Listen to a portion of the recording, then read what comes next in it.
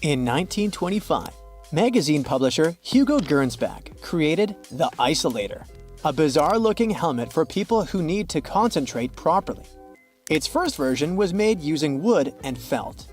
But Gernsback wasn't satisfied since it didn't block all the external sounds as well as he had hoped. Then, he redesigned the device, removing the wood and adding glass so users could see through it. But a problem emerged. The helmet could only be worn for about 15 minutes at a time before the user became drowsy. 38 years later, Gernsback presented the Tell-Eye glasses, a handy, pocket-sized portable TV set. You might find them funny looking, but to be honest, today's VR goggles are only slightly less geeky. The Tell-Eye glasses weighed about 5 ounces and were built around small cathode ray tubes that ran on low-voltage current from tiny batteries. The device had a separate screen for each eye, which meant it could display stereoscopic images, working pretty much like 3D glasses. Gernsback promised that users faced no danger of being electrocuted, but, well, people didn't take his word for granted. Meet the beauty micrometer, also known as the beauty calibrator. This 1930s technology definitely looks like a Clockwork Orange device, but it was actually designed to enhance people's beauty. The specialist placed this thing around a person's head, and the flexible metal strips helped calculate facial measurements with great precision. The inventor was particularly focused on 2 measurements. The heights of the nose and forehead should be the same, and the eyes should be separated by the width of one eye. If the beauty micrometer spotted an imperfection, they suggested using makeup to correct the situation.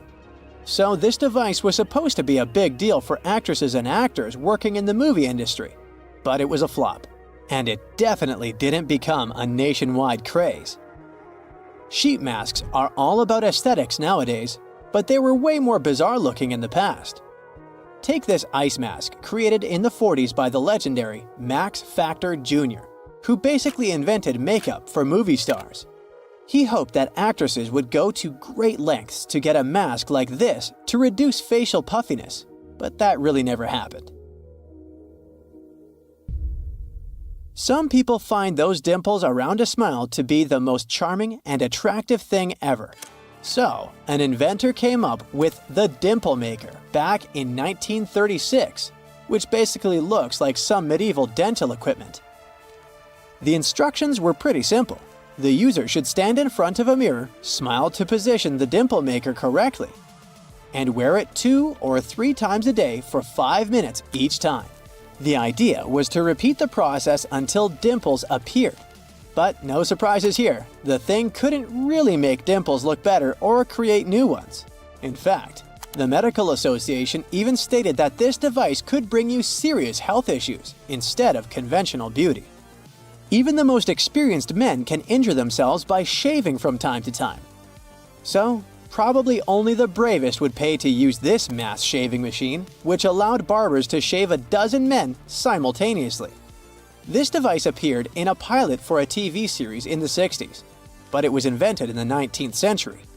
Still, the commercial success was never meant to happen, as this machine would simply never adapt to different face shapes.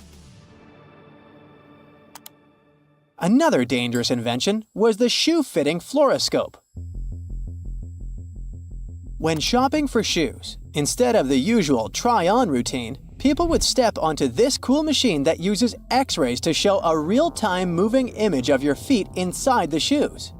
It's like a high-tech way to make sure your kicks fit just right. It sounds pretty cool, but these machines were actually dangerous since they were blasting out a crazy amount of radiation. I mean, during a quick 20-second view, you'd get a dose way above safe levels.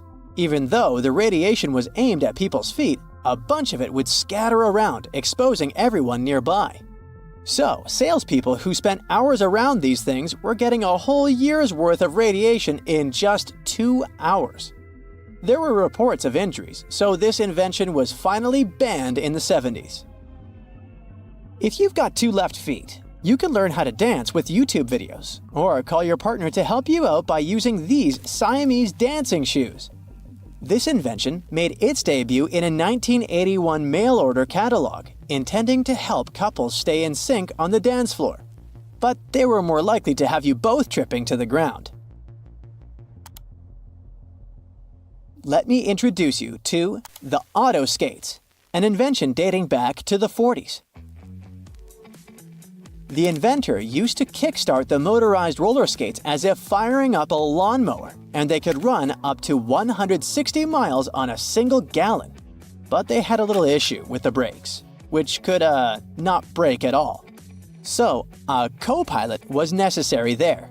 And by co-pilot, I mean someone brave enough to chill on a little stool behind the driver and help brake using their own feet. If someone needed to take their whole family for a spin, they could just hop on the Goofy bike. This invention, unveiled in Chicago in 1939, was a bike for 4 people that also doubled as a mobile sewing station. When this quirky ride was parked, the sewing machine's legs kept the tall cycle from toppling over. But I wouldn't be so close to it, just in case. The auto skates and the Goofy bike seem like relatively safe ways to get around compared to a barrel. In 1901, a schoolteacher named Annie Edson Taylor celebrated her 63rd birthday by taking a journey down Niagara Falls inside a 5-foot-high wooden pickle barrel. Following her daring feat, 15 copycats tried using the same device to conquer Niagara Falls, but not all of them succeeded.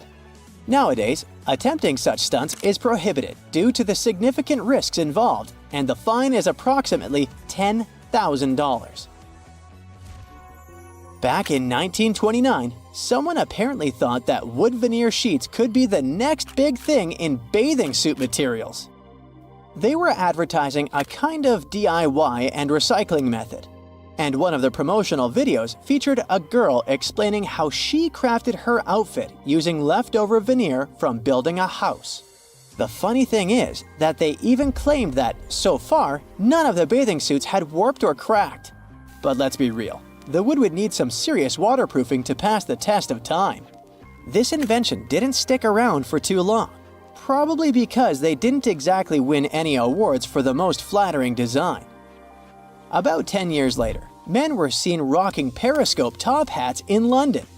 This clever invention gave short people a slight boost to peek over heads in large crowds. The images bounced from a mirror at the top of the hat down to another mirror right in front of the eyes through a hole in the brim. But while they seemed a great idea for parades and sporting events, they simply weren't practical in any other situation. Whether you're feeling lazy or tired, there's really no excuse to skip your piano practice, all thanks to this 1935 invention, the foldable piano. The instrument sits at the foot of the bed, and the keyboard can be pulled out like a drawer, bent over on hinges until it's at the right angle for the player's hands. Is it safe though? All it takes is the piano not being totally secure and bam, a disaster is about to happen. Let's say the well-being of kids wasn't exactly a top concern for the minds behind the Mercury maze. This 1978 invention was a handheld game where kids were supposed to rotate it and tilt the puzzle to guide a silver blob of mercury along a path to the center of the maze. Yes, we're referring to the toxic and health hazardous mercury in a kid's toy. What could possibly go wrong?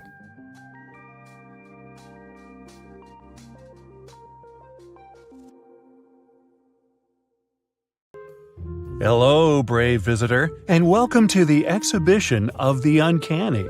But beware, this is going to be one chilling experience for you. Even Sabrina the Witch couldn't handle these photos. Now, if you've got what it takes to jump into the tunnel of oddities, let's begin. The first photo will take you back to 1900s Belfast. It shows 15 females who were workers at a linen mill. If you calculate how many hands 15 people have, it makes 30, right? But take a good look at the photo, and you'll see there's an extra hand that doesn't belong to any of the ladies there. All the women are arranged in rows with their arms crossed over their chests and hands tucked underneath their arms. There is only one exception to that, and it's the lady in the second row with one hand on her hip and the other down by her side. That's one little rebel you got there. But the mysterious claw-like hand is neither hers nor does it belong to someone close to her. It's actually resting on the shoulder of a girl on the other side of the same row. And there's no one else who the hand could belong to. Even though it's a century old, the photograph first appeared on the internet on April 29, 2016. It was sent to one website by a woman named Linda, who identified the girl with the hand on her shoulder as her grandmother, Ellen Donnelly. But she never commented on who that hand might belong to. What's even weirder is that there's no evidence whatsoever that suggests that the photo was digitally altered. So where did this lonely hand come from? Photoshop didn't exist back then. But this doesn't mean photographers didn't have the necessary skills to edit their photos. Although it was not possible to add an extra hand to the photo, it was surely possible to remove any unwanted objects or people by simply cutting them out with scissors. Photographers would then draw what they wanted to be in the picture in pencil or charcoal. They could also combine multiple negatives to create a single image.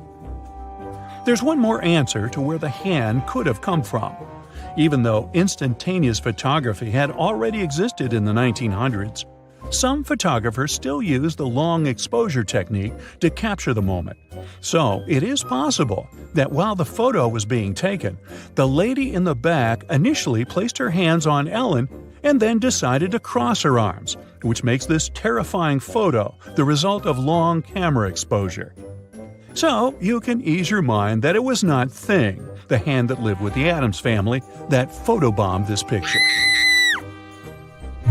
Now in our second photo, you'll see a young lady holding a glowing apparition between her hands. It might also make it easy for you to believe that magic is real.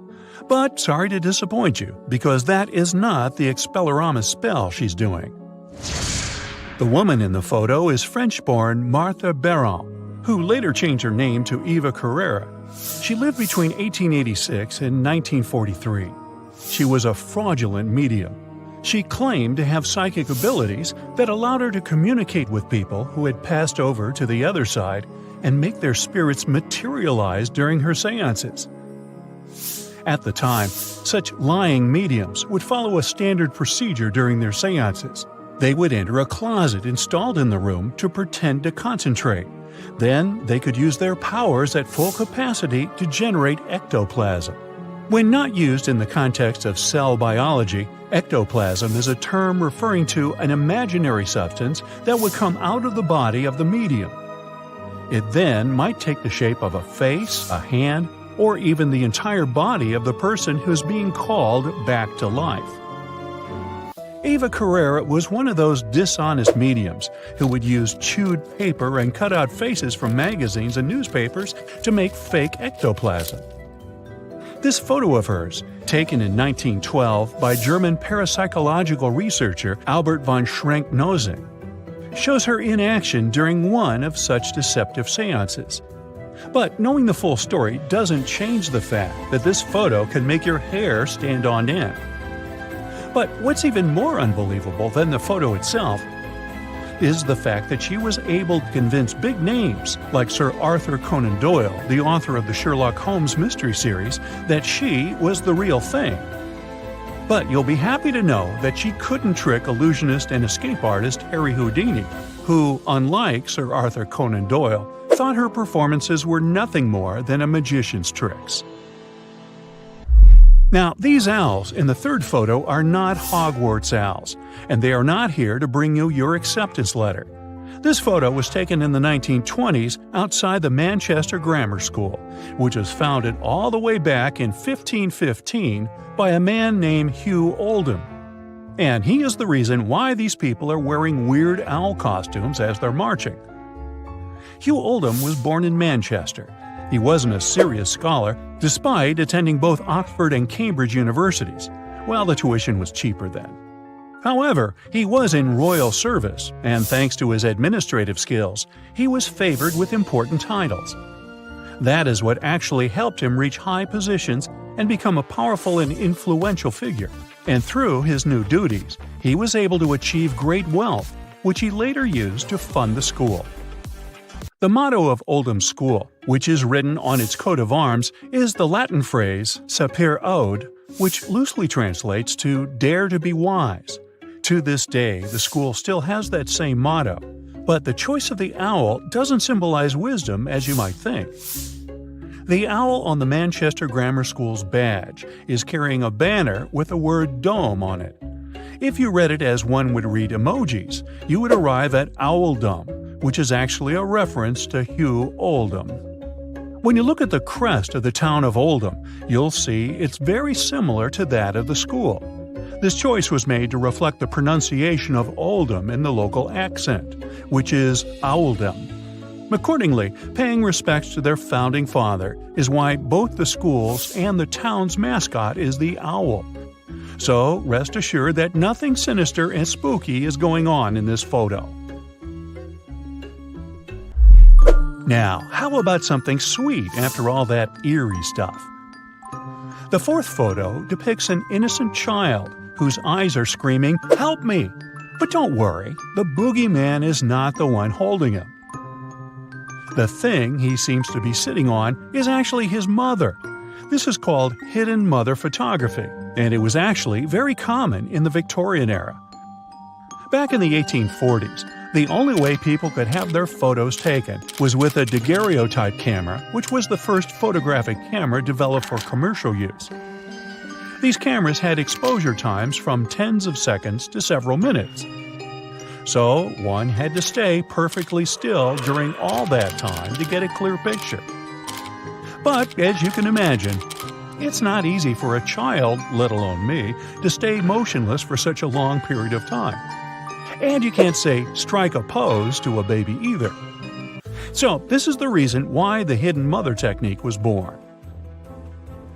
Children would be photographed with their mothers present, but mommy would also have to be hidden within the frame. To achieve that, they would often stand behind curtains, under cloaks or blankets, or act as chairs. Sometimes photographers would also remove parts of photographs where moms were visible. Wow, the hardships mothers have to go through for their children. Boy, that hasn't changed. Some of the photos turned out quite well, but some of them ended up looking nightmarish. This practice continued to be used up until the 1920s. But as cameras became faster, there was no need for moms to hide anywhere. At least until photobombing became a thing. Let's talk about calendars, a super important tool in human civilization. Imagine if we didn't have calendars. Chaos, right? We wouldn't know when to celebrate birthdays, be able to plan holidays, or even show up for important events. Calendars bring order to our busy lives and help us make sense of time. But here's the cool part. Humans have been using them for thousands of years. Ancient civilizations created their own unique calendars based on their needs and cultural beliefs. Some ancient calendars followed the cycles of the moon, while others focused on the movements of the sun. Some even combined the two. Talk about celestial fusion. Today, we use the modern Gregorian calendar as our primary system. But did you know that alongside this trusty timekeeper, there's a whole bunch of other ancient calendars still kicking around? Yup, they're like old friends that we can't let go of. They help us celebrate cultural festivals, plan religious observances, and connect with our roots. So let's visit some famous ones. Buckle up. First stop, the Mayan calendar. These ancient Mesoamericans were serious about time. Their calendar was a combo of lunar and solar cycles, like a cosmic mashup. It had different cycles within cycles, making it mind-bendingly intricate. It's like solving a space puzzle. Of course, we can't forget the ancient Egyptians with their awe-inspiring calendar. They used a solar-based system and were keen on aligning it with the flooding of the Nile River. Talk about staying in sync with nature's rhythms. And finally, the Aztec calendar, a work of art in itself. It was a mesmerizing mix of solar, lunar, and ritual cycles. Its intricate stone carving, the sunstone, is like a cosmic masterpiece that captures the essence of time. These ancient calendars weren't just about marking days and months. They were packed with cultural significance, religious rituals, and historical events. They're like little time capsules that connect us to our ancestors and help preserve their wisdom and traditions. But the most interesting thing is that we use some of these calendars even today. For example, the Chinese calendar. This one has been around for centuries, guiding Chinese festivities and traditions. You see, instead of following just the sun like our regular calendars, the Chinese calendar pays close attention to the moon's dance in the sky. Each month begins with a new moon and has its own special vibe, and the year has 12 lunar months. But here's the twist. The lunar months don't always match up perfectly with our regular year. So every now and then, the Chinese calendar adds an extra month to stay in sync with the seasons. It's like a surprise encore. Now, let's meet the zodiac animals, the real stars of the show. Each year in the Chinese calendar is assigned a zodiac animal, and it's like assembling a fabulous animal posse. There are 12 zodiac animals, like a wild and wonderful crew. You've got the clever rat, the brave tiger, the graceful dragon, and more. So if you're born in a certain year, you're said to have the traits of that zodiac animal. Imagine having a monkey or a tiger as your time mascot. But how does the calendar decide which animal gets the spotlight each year? Well, legend has it that there was a grand race among the animals. The clever rat hitched a ride on the ox's back and won the race by jumping off at the finish line. And that's why the rat gets to kickstart the zodiac cycle. So let's go over this cycle. Do you know the year of which animal you were born? Simply Google it and let's take a look at the animals. See if you have any of these traits. Once the smart rat has had its moment in the spotlight, the mighty ox charges in next. The ox is known for its hard work and determination, like the dependable and strong-willed friend who always has your back. After the ox, the fearless tiger pounces onto the scene. With its majestic stripes and fierce gaze, the tiger brings a burst of excitement and adventure. It's a daring feline friend ready to explore the world with you. Following the tiger's roar, the crafty rabbit hops into view. Picture a fluffy and adorable bunny, always ready to bring sweetness and harmony. The rabbit adds a touch of gentleness and creativity to the zodiac parade, like a gentle breeze on a spring day. Next up, the bold and fiery dragon. This legendary creature takes the stage with its majestic presence and mythical powers. It's like a friend with a mystical vibe, who's just filling the air with magic and awe.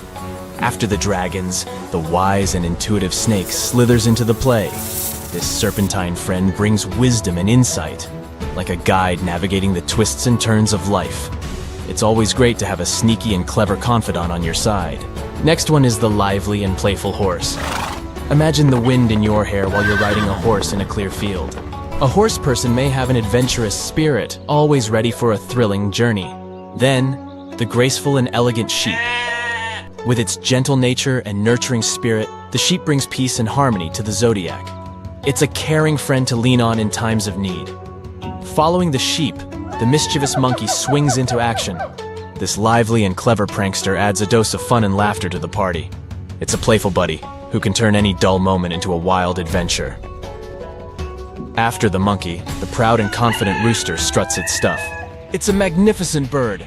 The rooster brings confidence and assertiveness to the zodiac crew, like a natural-born leader. Next, it's time for the loyal and diligent dog to wag its tail. This faithful friend brings loyalty, honesty, and a whole lot of love to the zodiac family. Dogs are known to be trusty companions who always stay by your side. And finally, we have the wise and gentle pig, with its cute snout and contented oinks. The pig embodies generosity, kindness, and abundance. It's a buddy who knows how to appreciate the good things in life and brings joy wherever it goes. And there you have it, the zodiac animal parade in all its glory. The Chinese calendar also has a yin-yang twist. It pairs each zodiac animal with one of 5 elements: wood, fire, earth, metal, or water. This brings even more personality to the mix. It's like adding a spice to your zodiac animal cocktail. The Chinese calendar still guides festivities like the vibrant Chinese New Year. It also helps people decide the luckiest times for important life events. Need to plan a wedding? Check the calendar. Want to start a business? Yep, the calendar's got your back. It's like a fortune teller guiding you through the twists and turns of life. So, next time you see the Chinese calendar, remember that it's a celebration of lunar magic, animal wonders, and cultural traditions. Now, we dive into the Hindu calendar. This one is all about embracing cycles and cosmic rhythms. Instead of just following the regular months, the Hindu calendar aligns with the movements of the sun and the moon. It's like a non-stop party with the cosmos. The Hindu calendar is also still grooving today, and it's packed with colorful festivals and celebrations. From Diwali, the festival of lights, to Holi, the festival of colors. It's a fireworks extravaganza combined with a vibrant paintball fight. The Hindu calendar is also used for religious observances and auspicious timings. It helps determine the best time for weddings, housewarming ceremonies, and other important life events. The Hindu calendar doesn't just stick to the usual 365 days.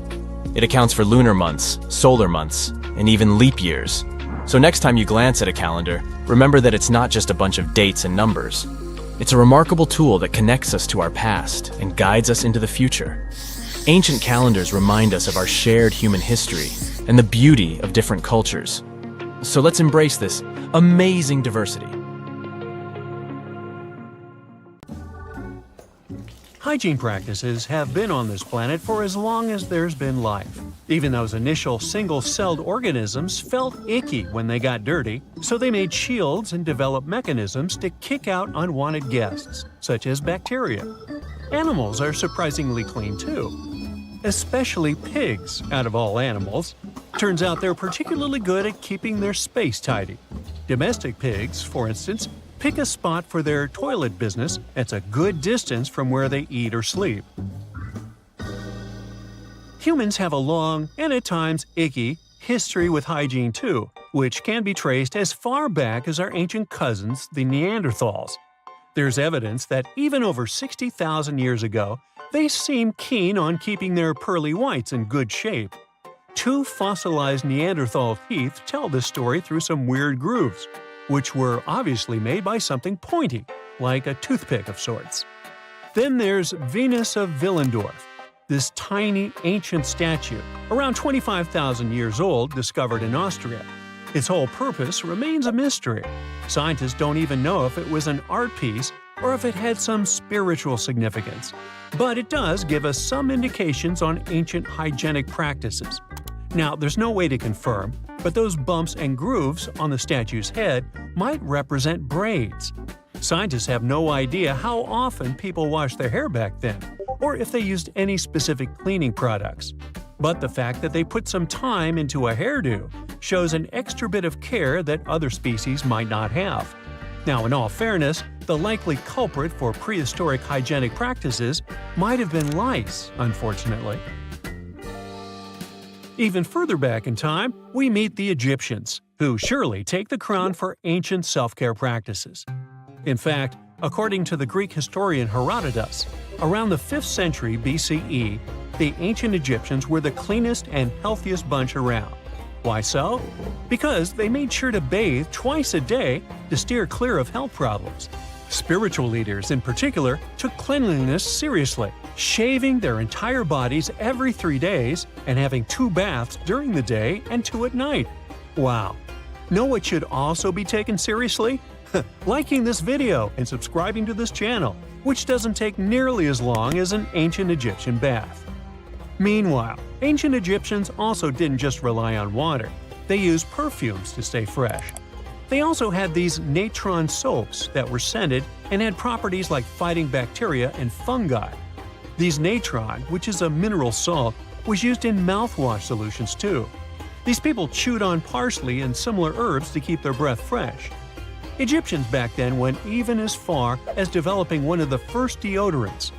Ancient texts suggest putting a scented bread concoction under the arms post-bathing. People also mixed an ostrich egg with pulverized tortoiseshell and used it as an ointment to ward off unpleasant odors. Women, especially the wealthier ones, shaved their heads with flint or metal razors, choosing wigs made from human hair to shield their skin from the sun and avoid lice. Those who kept their hair natural often used hair extensions or wigs secured with beeswax and resin. There were even women who wore perfume wax cones on their heads that would slowly release a delightful scent during the day. Woo, coneheads! Let's now move towards the north a bit and check out the ancient practices of the good old Romans. Sure, the Babylonians and Assyrians were the first to sort of invent the toilet. That's because they crafted areas with 2 short walls and a little gap for the business. and then they just let the debris flow into the canals along with their bathwater. But it wasn't until the ancient Romans that these toilets became a common, widespread device. The less well-off households went for a barrel as their toilet, just dumping the stuff from their chamber pots into it. Public toilets were popular too, at times even big enough for over 50 people. Imagine having a chat about commerce and marketing with other professionals while, doing your thing. It wouldn't be wrong. In fact, that's what the Romans did. And that's where the phrase, to do one's business, comes from. Now, did the ancient Romans use toilet paper? No, they didn't. But they did supposedly use a sponge on a stick called a tersorium to tidy up after completing their potty time. There's evidence you'd often find these devices in public bathrooms, but how exactly they were used is still a bit of a mystery. It's not like we sell toilet paper with detailed instructions these days either. However, the hefty sponge might have been a reusable contraption. Some say it was dipped in a little water and vinegar, did its job cleaning, and then got rinsed or dunked back into a bucket of salt water or vinegar for the next person to use. I think I'd rather be first in line, or wait for a new sponge.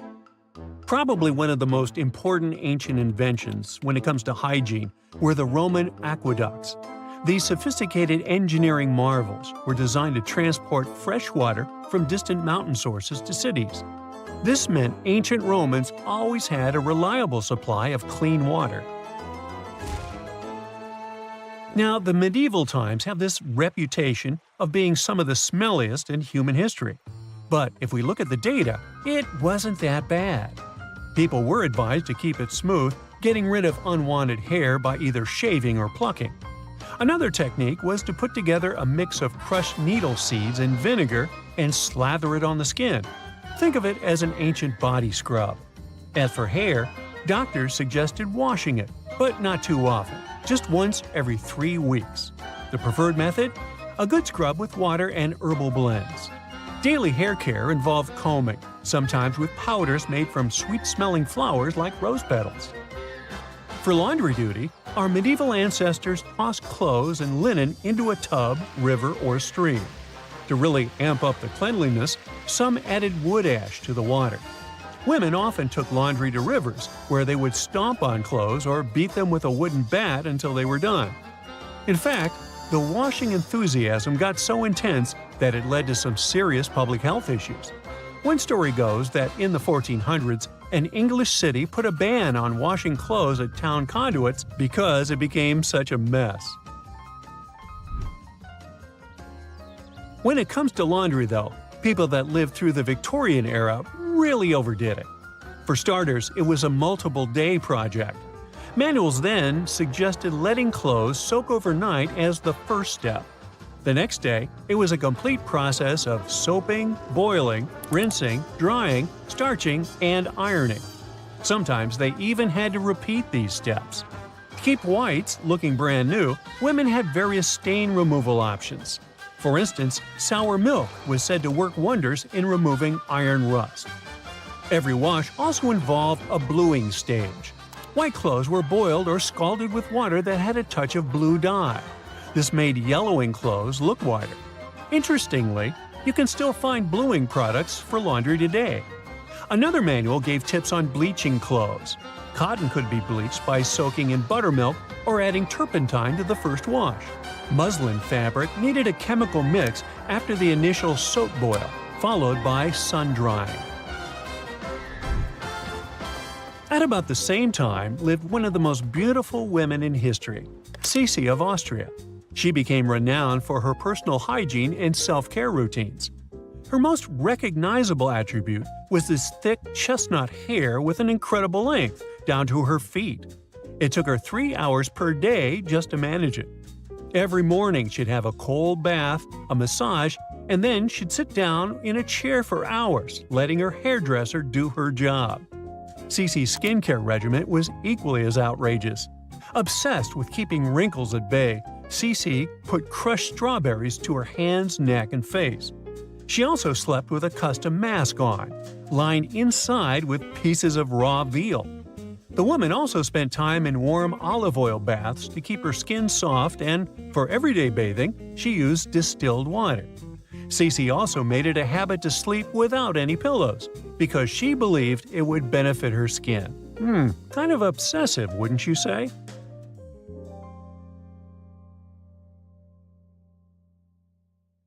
You know how it goes. As the years pass, common knowledge slips away faster than you can say, "What's that thingamajig for?" Just think, our grandkids will probably be scratching their heads over the buttons on our old school phones. So it's no wonder that some ancient artifacts have got us all stumped too. Take a look at this funky object. Any guesses on what it is? A musical instrument, a toy, or maybe something out of this world?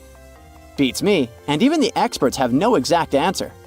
This little guy is a Roman dodecahedron, discovered by some amateur archaeologists near Lincoln, England. It's shaped like a fist and made of a mix of metals. Now, as for what this thingy was used for, that's the million-dollar question. Supposedly, these guys were all the rage back in the day in northern Gaul and Roman Germany. According to some ancient maps, similar dodecahedrons have turned up in Europe, Britain, and even along the maritime Silk Road in Southeast Asia. The plot thickens as more and more of these dodecahedrons pop up. Some had wax inside, leading scientists to think they were candle holders. Others think they might have been used for knitting gloves, since none have been found in warmer regions. There's even one found in Geneva with zodiac signs etched on it, sparking some woo-woo theories about fortune-telling. And now a fresh discovery has got everyone's head spinning. Could this be some kind of sacred tool for the Romans? Who knows? Maybe it's the first multi-tool ever, invented way before Swiss Army knives were a thing. Carved stone balls from Scotland are another historical mystery. They most likely date back to the late Neolithic period and come in various types, from sandstone to granite. They're all roughly the same size and have intricate, evenly spaced patterns of circular bosses or knobs. Most of these designs have 6 bosses, but the number can range from 3 to 160. Some of these balls are more skillfully crafted than others, and a few even have extra decorations. There are over 400 carved stone balls and mostly found in Scotland, although some have turned up in northern England and Ireland. These stone balls rarely show signs of damage or use, and there are no clues that would give away their function. Most experts think they weren't practical tools, but had some symbolic or social importance, probably a sign of power or prestige within their communities. The Fulton drums are the 3 stone cylinders from Neolithic Britain, discovered in the late 19th century in a burial mound in East Yorkshire. Nothing similar has been found anywhere else in the British Isles from any prehistoric period. Each drum is decorated with unique designs covering the sides and domed tops. The decorations are mostly geometric, arranged in panels with stylized human faces peeking out from 2 of the drums.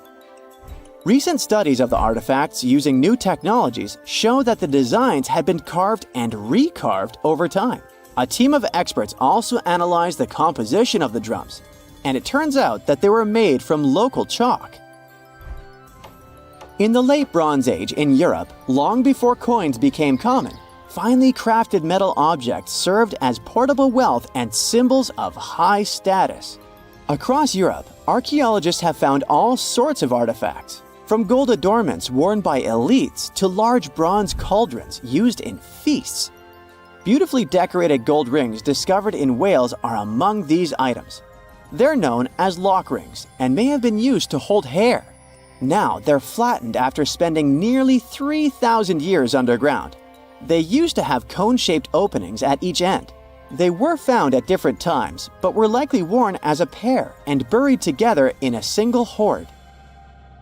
Other Roman artifacts made of the copper alloy were first catalogued as lunate pendants. But during a recent re-examination, experts found that these items were actually small mortar and pestle sets, known as cosmetic grinders. They were used to grind minerals for makeup and were specifically designed for applying liner and shadows to the eyes. They were mistaken for pendants because of suspension loops that allowed them to be carried on a cord. These cosmetic sets from the 1st century of the current era were unique to Britain. They prove the influence of imported cosmetics and beauty trends from the Mediterranean and Roman provinces, including Egypt. The Salzburg Cube, also known as the Wolf's Egg Iron, was discovered in the late 19th century in Austria. It doesn't really look like a cube, but is more like a rounded object with 2 flat sides. Down the middle, it has a groove, and the surface is covered with pits and craters. Workers accidentally found this artifact when they blew apart a piece of coal. The coal seam it came from is thought to be over 60 million years old. The Salzburg Cube moved between museums, mysteriously vanished in the early 20th century, and then showed up again. Some researchers thought it must be a Victorian-era candlestick holder, but still, no one knows the true story of the cube or its current location. Archaeologists have unearthed an incredible historical find in Pakistan, an ancient sphinx estimated to be around 12,500 years old. The region where it was found was once a busy center of the ancient Indus Valley civilization. It had advanced urban planning, intricate art, and sophisticated drainage systems. The discovery of the ancient Sphinx is a good example of their progressive art. We all know of the Great Sphinx of Giza, but what was the significance of the Sphinx in the Indus Valley culture? Their Sphinx has designs and carvings that show scenes with their daily activities, which means it may have had a more complex role than a symbol of power or guardian. It could stand for a balance between humans and nature, or even a deity associated with agriculture.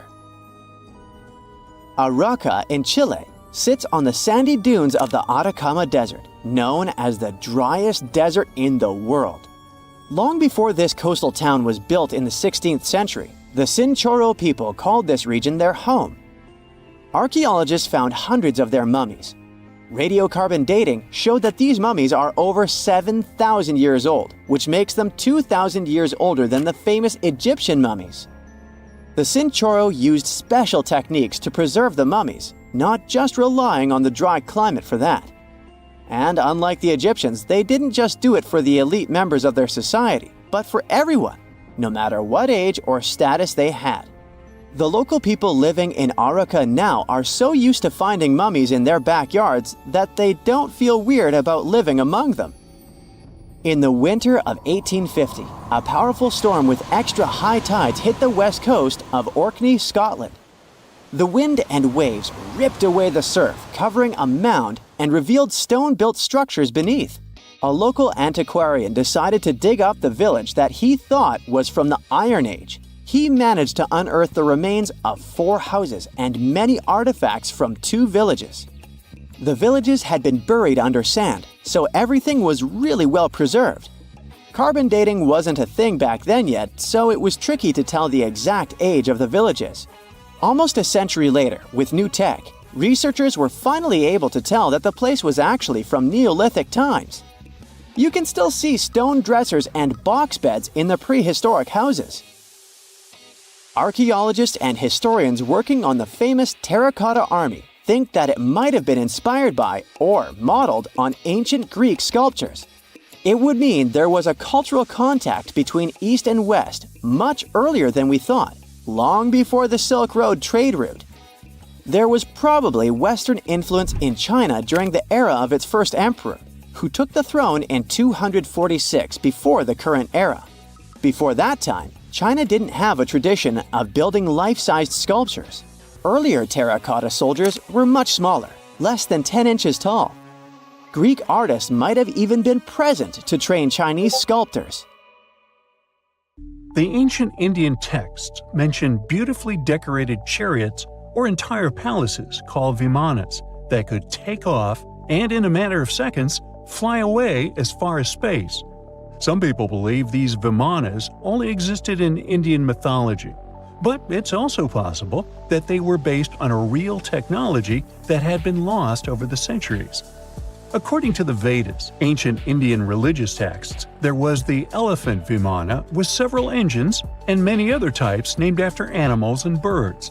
There was one for local travel, one for visiting different countries, and one for traveling to the moon and various planets. They could develop a great speed, One Vimana had the superpower of invisibility. Another one was shaped like a sphere and was built on the winds produced by Mercury. This Vimana was said to generate an enormous ray like the sun and make noise like the storm's thunder. All the Vimanas were unbreakable and perfect for attacks on foes. Now, to operate a Vimana, you'd need to know a lot of stuff, pretty much like today's airplane pilots, 32 secrets in total. They'd cover the aircraft structure and the secrets of taking off and maneuvering without crashing. That's a good thing. The pilot was also expected to know how to be seen and unseen, how to be hidden, how to be quick, how to manage contractions and expansion, and many other tricks. To hide the flying machine from foes, the pilot was instructed to move to the 8th atmospheric layer above the Earth and use the power of dark solar rays. This instruction might sound a bit weird, but there were others, more realistic ones, which still make sense in modern aeronautics. There are sections of ancient texts on the Vimanas that focus on details like flight paths, pilot training, navigation, and even suitable clothes for pilots and recommended food for long flights. There was also a lot of technical detail about the use of heat-absorbing metals, the metals utilized, and melting points. The supporters of the theory that the Vimanas were more than just myths are sure that the ancient Indians would unlikely go into all these details just for a beautiful story. So, the flying palaces might have been real and way ahead of their time, like many other great Indian inventions. Back in the 6th century BCE, an Indian physician named Sushruta basically wrote the original guide to medicine and surgery. They even called him the father of surgery for his work. Sushruta laid down the details on hundreds of medicinal plants and described complex surgical procedures. He gave instructions on nose reconstructions and skin transplants from one part of the body to another. The original method of rhinoplasty, which involved taking a piece of skin from the forehead to reconstruct the nose, is still used today. But back then, it had a slightly different purpose than surprising your followers on social media. Those nose jobs helped out folks who had lost their noses as punishment for crimes or in fights. Now, you gotta thank an ancient Indian math prodigy for the invention of zero. It might not seem like a big deal, but without it, we would have no binary system and no computers. People before the 5th century CE were only thinking about some sort of a sign to indicate nothing. The invention made addition, subtraction, and other mathematical operations a whole lot easier. You can see the oldest zero in existence carved in the wall of a temple in Gwalior, India. The Indus Valley Civilization was using rulers in 1500 BCE and earlier. Made from ivory, these rulers were found during excavations in what is present-day Pakistan and northwestern India. They were widely used in architecture with amazing accuracy. They had units corresponding to slightly over 1 inch that were marked with precise subdivisions within 5/1000ths of an inch. The next invention is more of a concept than a physical item. Standardization is all about setting the rules based on a bunch of people, things, or interests. One of its cool applications that we've all gotten used to is standard weights. Whether you're using pounds or kilograms, you need these universal measurements for weight, right? For this, we owe a big shout-out to the merchants from the Indus Valley Civilization who lived around 4,000 years ago. They were measuring everything from food grains to fancy luxury goods using these standardized weights. And their weights had decimal and binary mathematical systems going on. They didn't have high-tech gear, but they pulled off some serious precision using complex calculations and even sand for construction. Their art of standardization made its way to Persia and Central Asia, basically becoming the global weight-watching standard. So, if yoga is your go-to exercise, you definitely have a personal reason to appreciate the ancient Indian geniuses. Over 5,000 years ago, during the rule of the Indus-Sarasvati civilization in northern India, yoga was first mentioned in the Vedas. Yoga was refined and shaped over the centuries until it grew into a massive teaching with over 200 sacred writings dedicated to this way of obtaining enlightenment. At the beginning of the current era, yoga got a new trajectory thanks to a Hindu writer who laid down a system of yoga in his text, the Yoga Sutras. It became a whole-body rejuvenation, a life-extending practice with poses that you are still doing on the mat today. Yoga has reached the Western world only in the 19th century, and it caught on like wildfire. Chess, the all-time top game for intellectuals, is also an Indian invention. Its ancestor was called Chaturanga, and it was a strategic board game that started gaining popularity around 3,000 years before the current era. This early Indian version of chess was played by 4 people, not 2, and had 64 squares. Each player had 8 pieces, ranging from pawns to kings, bishops to knights, and there was no standard 6-faced dice. They rolled with an oblong one. Players facing off were actually allies, forming 2 teams based on the direction they sat. Chess, that we know and love today, was first mentioned in ancient Indian literature in a legend. It said that the wife of a villain called Ravana had invented the game to amuse him. Now, the word shampoo comes from the Hindi word, which means to soothe or knead. The substance was invented in India in 1762 and was originally used for head massages, hence the name. The first shampoo was made of natural oils and herbs. British traders fell in love with the idea and brought it back with them to England. It took years for the original head massage oil to evolve into shampoo as we know it today, but it's still an Indian invention. Unlike the ancient Greeks, who wore animal skins, the Indians started cultivating cotton back in the 5th and 4th centuries before the current era. They used cotton threads to produce fabrics that soon became a huge hit in the Mediterranean and beyond. Jute and wool also have their origins in India. Cashmere, the finest and most exclusive type of wool, actually comes from the Kashmir region of India. Buttons that sit proudly on that cashmere cardigan of yours also have ancient Indian origins. Some 5,000 years ago, the Indus Valley civilization started cutting seashells into geometric shapes with tiny holes in them. First, they were just decorations, but then people started using them to fasten clothes. Now, when you think about radio communication pioneers, Marconi's name usually steals the spotlight. He got a Nobel Prize in Physics in 1909 for his groundbreaking radio work. But there's an unsung hero in the radio waves game, and his name is Sir Jagdish Chandra Bose. He spilled the beans on radio communication way back in 1895. He shot an electromagnetic wave across 75 feet at the town hall in Calcutta, and it went through walls, rang a bell, and even set off some gunpowder. Marconi took a page from Bose's book, using his invention, the Mercury Coherer, as a blueprint for his own two-way radio. Bose didn't patent his genius creation, so he only got his credit a century later. Phantasmagory is said to be the first animated film ever. It was made in 1908, and it's one of the earliest examples of hand-drawn animation. But did you know that ancient people entertained children with cartoons about 2.6 million years ago? A new study reveals that ancient people were the ones who first made pictures look animated. How? They carved pictures of animals on stones and placed them around fires. When the light starts bouncing around, those ancient animals just can't help but shake it and shimmy. The prehistoric carvings come to life in the flickering firelight, with those animals jumping in and out of focus like they're ready to party. Imagine how fun it would have been for prehistoric families to sit around a fire and create these animated carvings. It turns out that even some of the ancient wall paintings and carvings found in caves were inspired by their appearance in the moving light and shadows of flames. So, basically, these old-timey carvings were made to come to life when firelight hit them. And now researchers made a movie showing that cool effect on a 3D model of some horse engravings. The study says our brains are wired to see moving things in changing light, which is why these carvings probably mattered to our ancestors.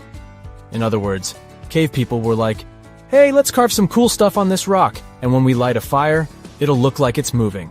And now these scientists were like, that's awesome! Let's make a movie to show this, everyone! Andy Needham and his teammates used modern scanning and virtual reality tech to study 50 flat carved rocks called plaquettes made of limestone. These rocks were found in southern France back in the 1800s and now sit in a museum in London. They are covered in 77 realistic carvings of all sorts of animals, like horses, reindeer, and chamois. Apparently, Homo sapiens, with a lot of time on their hands, made these engravings a whopping 12,000 to 16,000 years ago. Needham realized that many of these carved rocks were harmed by fire, some covered in white ash, others dried or fractured because of heat. Upon closer examination, he discovered pink bands of discoloration resulting from iron deposits in the stone. What's more interesting is that the animal engravings were often superimposed on top of each other, sometimes even melded together, or fitted around each other like some kind of prehistoric animal jigsaw puzzle. Rather than tossing out the old and starting anew, the ancient artists took animal body parts to create new hybrids. For instance, one of the rocks depicts both a horse and a wild cattle-like creature known as a bovid. In this masterpiece of prehistoric art, the horse's abdomen and neck become the back and neck of the bovid, while the horse's head forms the bovid's ear. What a creative way of recycling. Researchers believe that the prehistoric rocks from Montestruc were used as primetime entertainment for our ancestors. More than one person carved the animals. People from different levels of skills showed their artistic glory, and it was a group effort. The fact that these rocks were found together also suggests that this was a community activity. So it's like families were all gathered around the TV, carving rocks and cheering on their favorite carved animals. Who needs Netflix when you have Paleolithic TV? The engravings on these rocks and the signs they were exposed to heat suggest they were created to look like they were moving. Sometimes you see different animals in different poses, so one would come to life, and then another, and then a different one. It's like a Stone Age version of Disney. Similar techniques might have influenced some of the ancient cave paintings, such as those at the breathtaking Chauvet Cave in southeastern France. The animal portraits there are also overlaid on each other, and some look like they were heated by fires underneath them, which means that our prehistoric ancestors might have been the first animators in the world. Alright, since we talked about young people's favorite pastime activity, shall we take a trip back in time to discover the world's oldest toys?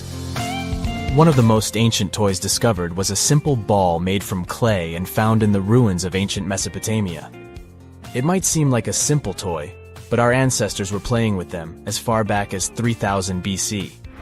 But back then, they didn't have fancy video games or elaborate board games, so a ball was the pinnacle of entertainment. But the Mesopotamians weren't the only ones having fun. In ancient Greece, children played with dolls made of clay. In Egypt, kids had toys shaped like animals, but they also had dolls made from materials like clay, papyrus, and ivory. But the most impressive thing about these dolls? They had movable limbs.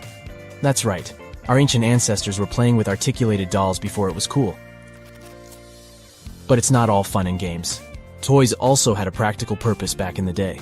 In fact, many of the toys discovered by archaeologists were actually used to teach children important skills. For example, Egyptian children played with dolls that were shaped like doctors, which helped them learn about medicine and healthcare. And let's not forget about the toys that were used to train future warriors. In ancient China, kids played with toy horses and chariots, which helped them prepare for a life of battle. Talk about getting a head start on your career! Moving on to primitive board games, which have been around for over 5,000 years. The oldest board game is called Senet, and was discovered in ancient Egyptian tombs. It's a bit like a cross between chess and backgammon, and it was so popular that it was played for over 2,000 years. Now that's a game with staying power. But let's not forget about toys for the little ones. Archaeologists have found ancient rattles and whistles that were used to entertain even younger members of their families. And if you thought your kid's toy collection was impressive, just wait until you hear about the ancient Egyptian princess who had over 100 wooden toys in her chamber. But perhaps the most surprising toy of all was the yo-yo. That's right. The yo-yo has been around for over 2,000 years. It was first invented in ancient Greece and was often used in battle, believe it or not. But eventually people realized that it was much more fun to just play with it and do tricks. Marbles are also around as a toy that has been entertaining kids, and some adults, for thousands of years. Archaeologists have found evidence of marble dating back to around 5,000 years ago in the Indus Valley civilization. Back in those days, marbles were made from all sorts of things. Want to take a wild guess? Okay, I'll tell you.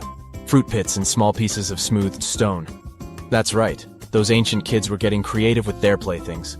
Some artisans even went the extra mile and crafted marbles from clay. Let's head back to ancient Egyptians and their adorable miniature boats made from ivory, wood, and clay. These miniatures may be acknowledged as toys, but they were also meant to represent crossing over to the other side. Viking kids had similar types of items too. A wooden toy boat over 1,000 years old was found on a farmstead near the coast of Norway. This toy looked like a real boat, and it would have been the ultimate cool thing, just like how kids today go nuts over race cars and drones. You can imagine little ones back then showing off their toy boats to their friends. Many of these toys are still pretty fun to play with today. There are many others left aside, like toy soldiers and spinning tops.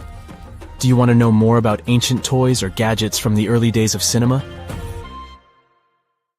If there's a question that still baffles archaeologists to this day, it's this one. How did the ancient Egyptians build those magnificent pyramids? As far as we know today, their resources were quite limited, especially in terms of tools and building materials.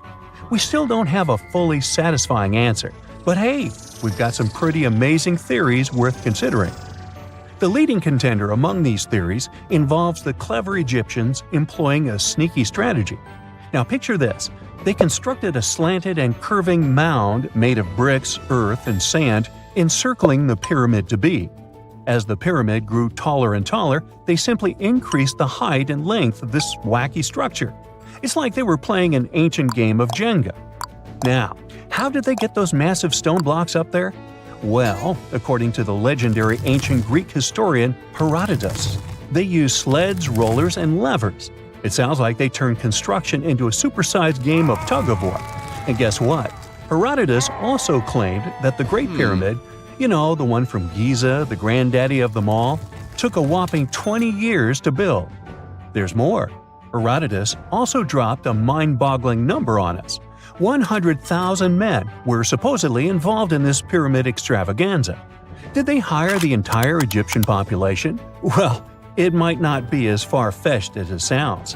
These men were probably mostly farmers, so they probably focused on the pyramids when there wasn't much work to be done in the fields. You know, like during the flood season of the Nile River. Obviously, specialists in the archaeological community had something to add to this theory. By the late 20th century, they discovered some evidence that suggests the workforce might have been smaller and more permanent than previously thought. Instead of a massive army of 100,000 pyramid builders, they proposed that a modest crew of around 20,000 workers, accompanied by support personnel like bakers, physicians, and even spiritual leaders, could have gotten the job done. There was also this theory that claimed that the pyramids were actually built from the top downward. It suggested that these colossal structures were nothing more than isolated hills used as quarries. The stones were supposedly drawn from these hills, and over time, competing engineers took charge and transformed them into the iconic pyramids we know today. Now, before you dismiss this theory as a wild fantasy, some folks thought it wasn't completely crazy. After all, there are instances where isolated hills exist, so maybe this theory had a tiny glimmer of truth. Whether it involved ramp building or ingenious work schedules, one thing is clear. Those pyramids have definitely left their mark on history and on our imaginations. Now, speaking of ancient Egyptian mysteries, there's this gigantic unfinished obelisk sitting in ancient Egypt, and scientists are trying to figure out how it was shaped. Now, some people suggest that our industrious ancestors used handheld pounders to get the job done. One expert has a different take on the matter, though. He argues that if we take a closer look at the pattern left behind by the shaping tool, we'll notice something peculiar. The walls of the trenches surrounding the obelisk display a neat and even pattern, which is pretty unlikely if they were pounded away by mere mortal hands. According to this expert, those horizontal striations are usually the result of a tool that takes breaks while removing material, leaving its mark on the surface. But wait, there's more. Imagine the tool being rocked back and forth against the trench walls, clearing away the waste to keep the trench from narrowing. Well, in that case, the tool might have left some funky horizontal striations where it was pressed against the sidewall. This sounds like some fancy technology at play, don't you think? And guess what? The dynastic Egyptians probably didn't have access to that kind of know-how. Another famous Egyptologist from way back also uncovered a bunch of core drills during his adventures. Although the actual drill bits are missing, his collection houses these particular core remnants made of limestone, alabaster, and even granite. These constructions aren't the only amazing thing the ancient Egyptians left behind, though. As it turns out, the Egyptians were the genius minds behind the creation of the handheld mirror. Yeah, that little mirror you use every day to check yourself out. But here's the twist. These mirrors are like pieces of art. They were decorated with inscriptions and figures. But that's not all. The Egyptians had a serious concern with their appearance. They knew the importance of personal hygiene and looking fabulous. So, in their quest for pearly whites, they invented toothbrushes and toothpaste. Dental problems were pretty common back then, and their smiles weren't exactly all white. Dentistry wasn't their strongest suit, you see. Maybe their minds were distracted by all that pyramid building. So that doesn't mean those ancient toothpaste recipes weren't amazing. One delightful concoction included rock salt, mint, dried iris petals, and pepper. Some brave dentists in the 21st century tried it out, and it worked pretty well. Ground-up ash was also used in another recipe to create a tooth cleansing paste. Mint was missing, so that didn't do much for their breath. That's when the genius Egyptians came up with the world's first breath mints. They made tablets from heated spices like cinnamon, and they mixed it with honey. Now, let's shift gears to home decor, Egyptian style. They surely took ornamentation to the next level. While the concept of decorating furniture started in Mesopotamia, the Egyptians cranked it up a notch. They went all out with different colors of ink and even developed various weights of paper. Oh, and let's not forget about those cute little area rugs we all have in our homes today. Guess who came up with the idea? Yep, the Egyptians. They used the versatile papyrus plant to make those cozy rugs. And speaking of trends, the Egyptians loved their knickknacks. They had an assortment of small figurines in the shapes of cats, dogs, and people. These statues were made from various materials, like simple sun-dried mud to the ultimate bling of gold. It all depended on how loaded you were. The Egyptians were also all about farming, and they knew that clean water was crucial for their crops and animals. That's why they came up with some nifty inventions and techniques to make sure their land was fertile and their plants were happy. First off, they had the genius idea of using ox-drawn plows. They had two types of plows, heavy and light. The heavy plow would strut its stuff, cutting deep furrows in the soil, while the lighter plow followed behind, fluffing up the earth. But they didn't stop there. After plowing, the Egyptians would break up clumps of soil and sow the rows with seeds. To give those seeds a good old squish into the furrows, they'd march their livestock across the field, effectively closing up the furrows. But hey, all that hard work would be pointless if their seeds were as dry as the Sahara. That's where irrigation comes into play. The Egyptians were so good at it that other cultures, like the Greeks and Romans, couldn't help but copy their techniques. Now let's switch gears and talk about the marvelous architecture of ancient Egypt. These folks weren't just skilled farmers, they were also architectural maestros. They built these fancy canals to carry water to farms and villages, and boy, did they know how to make those canals look pretty. Just imagine strolling along a canal lined with ornate structures. The pharaoh Ramesses the Great was quite the overachiever when it came to construction. One of his mind-blowing creations was the construction located at Abu Simbel. This building was designed so that twice a year, the sun would shine directly into it and illuminate the statues of Ramesses. And let's not forget about the corbelled arch. Without this architectural gem, we'd be missing out on some mind-boggling structures like the Great Pyramid. The Egyptians knew how to make things stand tall and proud, thanks to their engineering and construction wizardry. They built grand halls and inner sanctums that make your jaw drop, and some of these temples doubled as astronomical observatories. So hi, How about exploring some cool and unusual artifacts from the past? Let's go! Have you ever heard of Chinese magic mirrors? These mirrors were made of solid bronze. They had two sides. The front was a shiny polished surface, similar to our typical mirrors. It was the back that did the magic. When bright light fell on the mirror, it looked as if it was transparent, and the pattern on the back of the mirror got projected onto the wall. The backside could have different designs on it, depending on what its creator wanted to depict. Since the mirror was made out of bronze, no one expected this optical illusion to occur. These ancient artifacts date back to 2900 to 2000 BCE. They became popular in China and were produced in large numbers at the time. Eventually, their fame faded away. For centuries, the magic of these mirrors baffled both people and scientists. In the 11th century, Chinese scientist Shen Ku decided to study the mirrors. He conveniently had 3 of them. He was surprised by the ability of the metal to act as if it were transparent. He believed that some tempering techniques created surface wrinkles on the mirror to make it translucent. Yet these wrinkles were imperceptible to the human eye. It turns out he was right. Many scientists tried to decipher the open mirrors over the centuries, but remained clueless.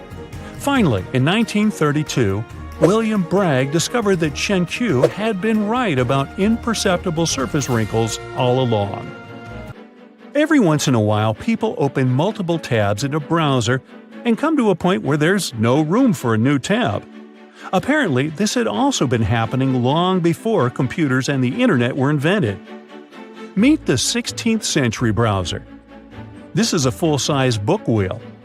It's kind of a custom-made rotating bookshelf. Gregory Hayworth, a specialist in textual science, says that this tool has a system of epicyclic gears. That means that the book wheel has a working principle like a planetary system. One gear rotates around another.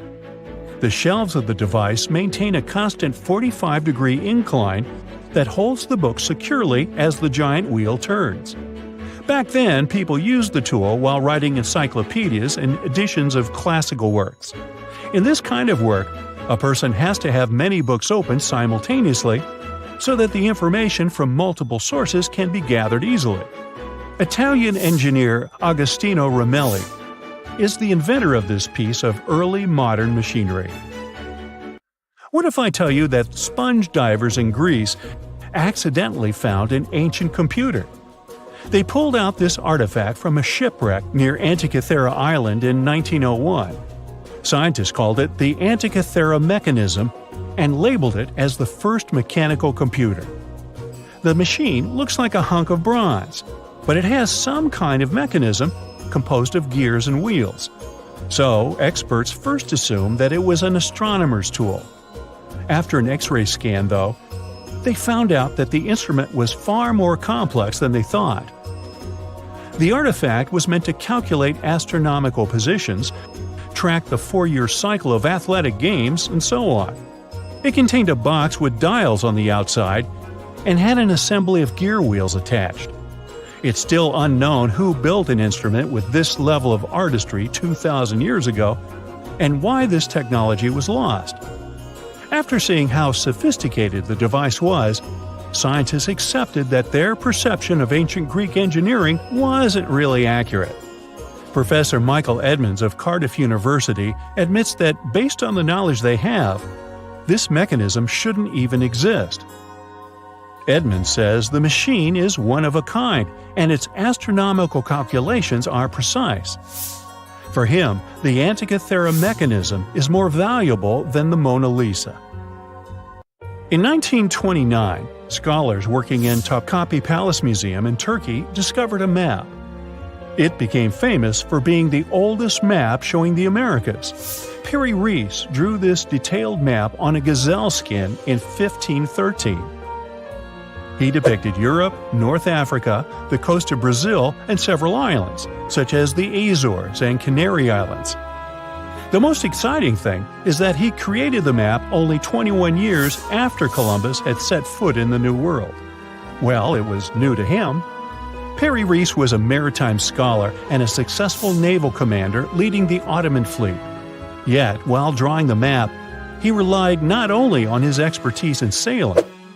He created it by assembling and referring to 20 other regional maps, like the Arab map of India, 4 Portuguese maps, and the map of the western parts drawn by Columbus.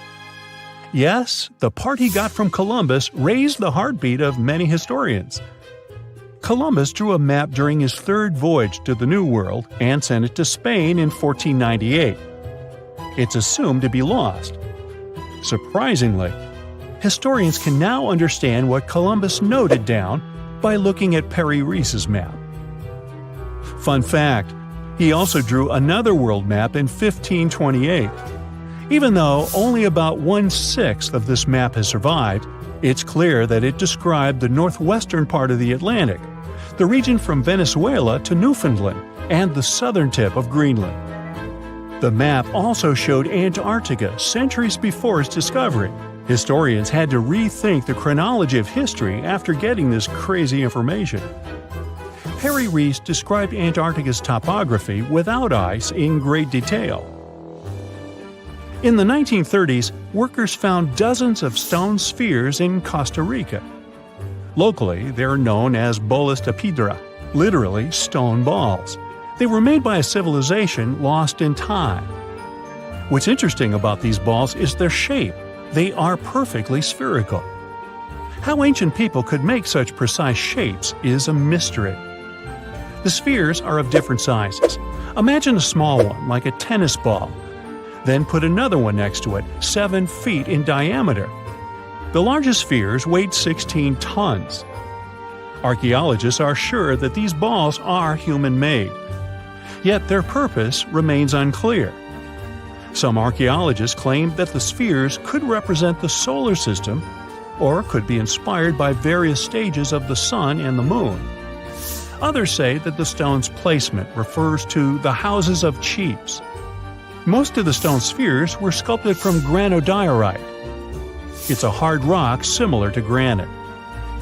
Experts believe that ancient people used smaller rocks from the same material as tools to shape these spheres. They also think that sculptors probably heated portions of the stones and then cooled them rapidly. This could have helped them to remove the outer layers of rock. Our next one is an ancient battery set found in Iraq in 1936. The set consists of a ceramic pot, a copper cylinder, and an iron rod. At the top, the iron rod is isolated from the copper by asphalt, and both the rod and cylinder fit inside the mouth of the jar. The copper cylinder isn't watertight, so if the pot was filled with a liquid, it would surround the iron rod as well. Archaeologists focus more on the oxidized iron rod because the vessel just needed to be filled with an acid or alkaline substance to produce an electric charge. After examining this bizarre artifact, an Austrian archaeologist hypothesized that the instrument made use of chemical reactions to generate electrical energy. That's why they likened the instrument to a battery. An ancient civilization might have used it for some kind of electrotherapy. Yet there isn't any electroplated object known from this period. So Koenig's hypothesis was rejected by many archaeologists, but nobody has proven him wrong either. The origin and purpose of the vessel remain unclear to this day. So, want to see the world's oldest art studio? In 2011, archaeologists found 100,000-year-old shells in a South African cave. Those shells were used for paint making. A coating of bright red powder on the inside of a pair of shells is the proof. Archaeologists say they found a complete kit used to produce a pigmented mixture. Now, in a different part of the cave, several paintings were displayed with little price tags on them intended for sale. Nah, just kidding. Although that big one over there would look good over my couch.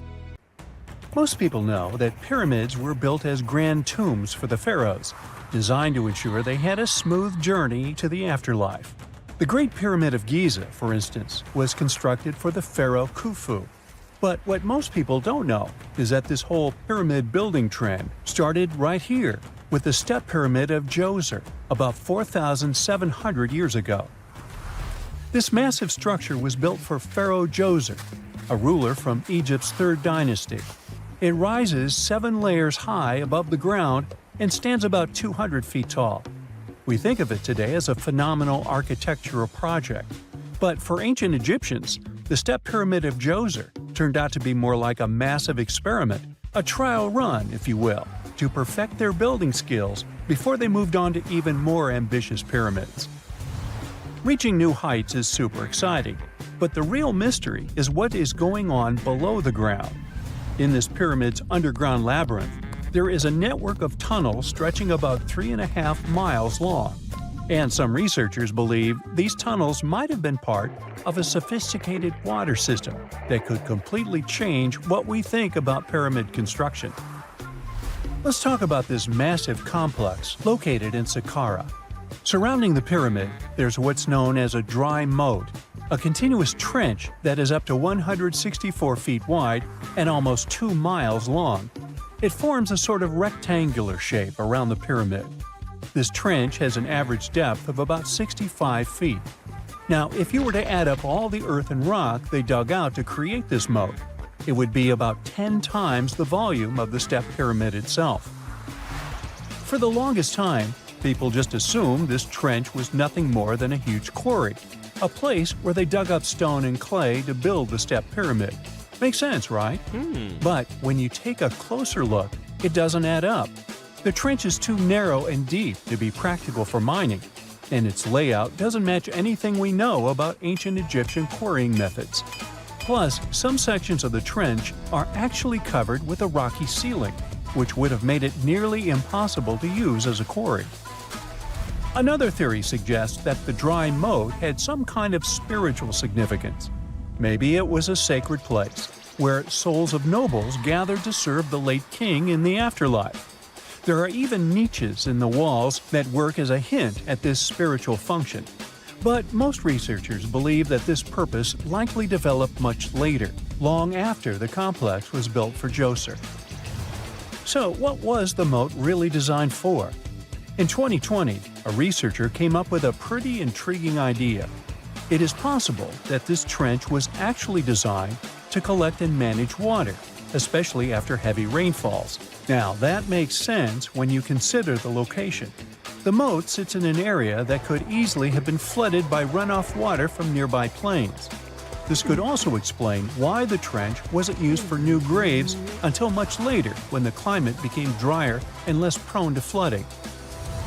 The story becomes even more intriguing as this trench appears to be part of a larger, more complex hydraulic system within the Djoser complex. It is like the trench has several compartments, carefully carved out of the rock and connected by tunnels. These compartments likely served as a part of a water treatment system, where water would flow from one compartment to the next, getting cleaner as it moved along. Now, here is where things start to tie into the pyramid itself. The Djoser complex has a series of underground shafts, and some researchers think that water from the moat's deep trench might have been used to power a hydraulic lift system, and this giant water-powered elevator could have been used to raise the heavy stones needed to build the pyramid. It worked like a volcano, but instead of lava, water did the heavy lifting. Imagine a big deep hole in the ground at the center of the pyramid site. Inside this hole, there was a huge wooden platform, kind of like a giant raft that could move up and down. When the workers wanted to lift a heavy stone, they would fill the hole with water. As the water rose, the wooden platform started to float up, carrying the stone with it, almost like a giant water-powered elevator.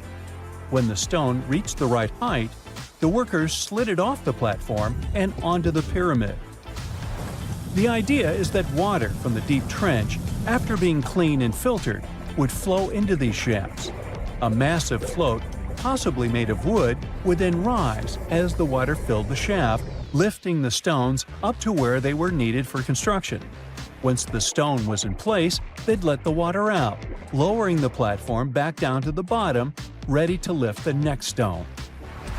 This fancy hydraulic lift system could have been a game changer, making the whole building process a lot faster and more efficient without using a lot of workforce.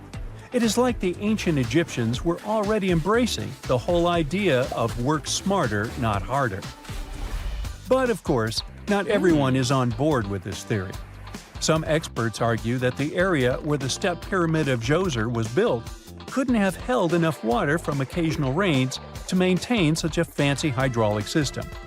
The main theory suggests that, in the past, there might have been some kind of lake nearby that would have filled up after a period of rain, and this lake could have supplied water to the complex's hydraulic system.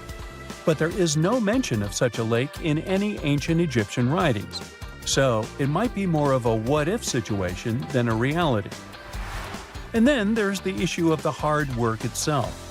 Remember when I said this method could have allowed the ancient builders to raise stones with far less effort?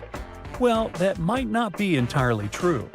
According to some experts, just building this hydraulic device would have required a lot more heavy work than simply moving the stone blocks using good old-fashioned manpower. And let's not forget, the step pyramid of Djoser is like a baby pyramid compared to those that came later. The stones used for Djoser's pyramid weighed, on average, about 660 pounds each, which is nothing compared to the more than 2.5-ton blocks used later for the pyramid of Chephren. If this cool water lift theory gets completely ruled out, we still need to explain how this pyramid was built in the first place. To answer that, we need to rewind a bit and talk about the original plans. See, before Djoser's tomb became a pyramid, the idea was to construct a simple mastaba. This type of tomb was pretty common in earlier periods, a flat-roofed, rectangular structure with sloping sides. But after the original mastaba was finished, they decided to expand it a bit by adding more layers on top. And then they added even more layers, until the construction reached 6 distinctive steps, each one smaller than the previous. And they probably did all this by raising those heavy stones using ramps, not a water-powered elevator. There is still so much we don't know about the step pyramid of Djoser. More research is definitely needed to fully understand how this system worked, or if it even existed at all. But the idea of using water to help build the pyramid adds a whole new layer to our understanding of ancient Egyptian engineering. It's a powerful reminder of just how clever and resourceful those builders were, using the natural landscape and the power of water to create one of the most iconic monuments in history. 2 centuries ago, a 31-year-old Frenchman stormed into his brother's office in Paris. He had only one thing to share. "I've got it!" The man was so excited that he immediately collapsed. He spent the next 5 days in bed recovering his health. Who was this mysterious person, and why was he so thrilled? Jean-François Champollion made one of the greatest scientific breakthroughs in human history. He had cracked the code of Egyptian hieroglyphs. This enabled scientists to finally unravel the secrets of this ancient civilization. They weren't able to read hieroglyphs for nearly 2,000 years. After the Romans took over Egypt, the intricate writing system slowly faded away from people's minds. The last of the hieroglyphic texts date back to the 4th century. For thousands of years, Egyptians used images to show their lives. But the knowledge of how to read these pictures was lost to modern science. The story of hieroglyphs began in 3250 before current era. That's when ancient Egyptians developed writing. Their motivation was to better organize the distribution and storage of goods. One of the earliest examples is a ceramic jar that had an inscription in black ink. There were 2 major writing systems. The first were the hieroglyphs, which literally means sacred carving. Egyptians carved hieroglyphs in stone on temples, tombs, and similar monuments for 3,000 years. They present a system of pictorial texts. A pictograph is a picture or a drawing that stands for an idea of a word. It's a precursor to the true writing as we have it today. For example, when Egyptians wanted to write ibis, they would draw a small image of the bird. Hieroglyphs can be found on walls. They were a formal way of writing. The other writing system was hieratic. Egyptians mostly used it when writing on papyrus. That's an early, thicker form of the paper we have today. It soon evolved into demotic. This improved version became the most common writing systems in ancient Egypt. Then, in the early 4th century BCE, Alexander the Great took control of Egypt. This was the time when the Greek Ptolemaic dynasty ruled the country. You've probably heard of the last ruler of this dynasty, Cleopatra. During her time, Egyptian Demotic and Greek were used side by side. The two started mixing, and by the year 100, a new language emerged, Coptic. It slowly replaced the ancient writing system. Only Egyptian priests used hieroglyphs for the next couple of centuries, and then their meaning was lost to history. But not forever. Arabs were the first who tried to solve the mystery of the hieroglyphs. Medieval travelers came across these strange symbols and wanted to understand their meaning. They consulted speakers of Coptic and translated text from Greek and Latin into Arabic to break the code of the hieroglyphs. During the Renaissance, Europeans also became fascinated with the legacy of ancient Egypt. Scholars from the Old Continent believed that hieroglyphs were a group of symbols as opposed to a written language. This was all about to change in 1799. A year earlier, Napoleon, the famous French ruler, arrived in Egypt. His subordinates constructed a fort that dated back to the 15th century. Rashid, or Rosetta, was a port town in the northeast of Egypt, near Alexandria. One section of the old fortification wall contained an interesting slab inside. The stone tablet was made of a granite-like rock. It was just 40 inches high and 30 inches wide. It contained 3 distinctive sections of text carved into it. The letters were in 3 scripts and 2 languages: hieroglyphs, Demotic, and Greek. It was a fragment of a larger ancient stela. These are upright stone slabs that are used to dedicate to a person or an event, but the one from Rosetta was damaged. 2/3 of the hieroglyphic text on the top was missing. The bottom Greek text lacked a cornerstone. The only fully preserved section was the writing in Demotic in the middle of the slab. It eventually ended up in the British Museum. The scientific community was intrigued, and the race was on to decipher it. Prints and casts of the slab went out all over Europe. Scholars already knew ancient Greek, so in theory, this shouldn't have been so hard. The first people who saw the Rosetta Stone thought the process would take 2 weeks. In the end, it took 2 decades. The main issue was the fact that hieroglyphs and spoken ancient Egyptian didn't have a connection anymore. Scientists didn't know what sounds the letters on the slab corresponded to. Imagine if English disappeared 1,000 years in the future. Then someone finds a tablet with the word dog. At first, they wouldn't know how to read the word or the individual letters.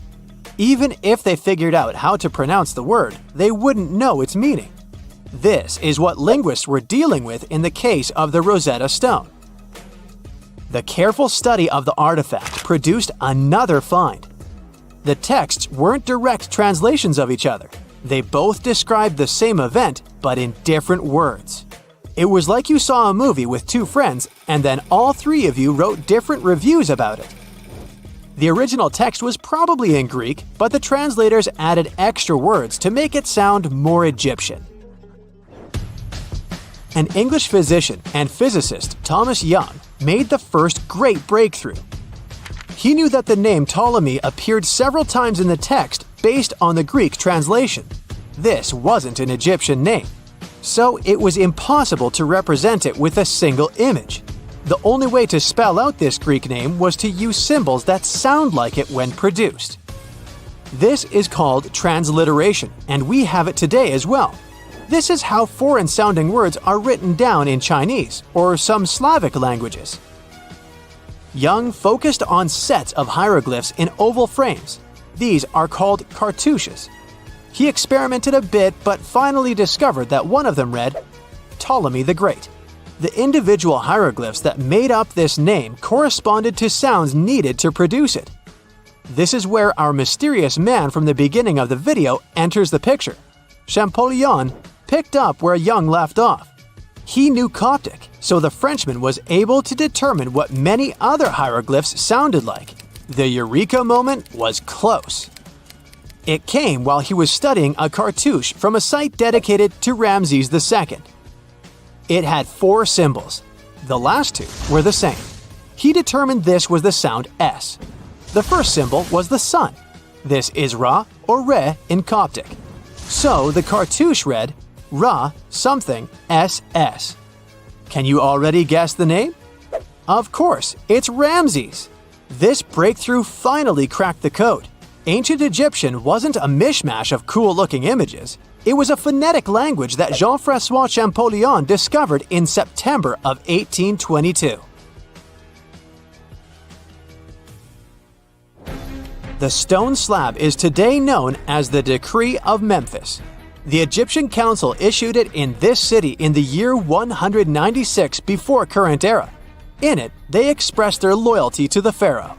They erected identical stelae in temples all across Egypt. The Rosetta Stone was just one copy of them, but its content is less important than the fact that Champollion's translation gave these ancient peoples their voice again.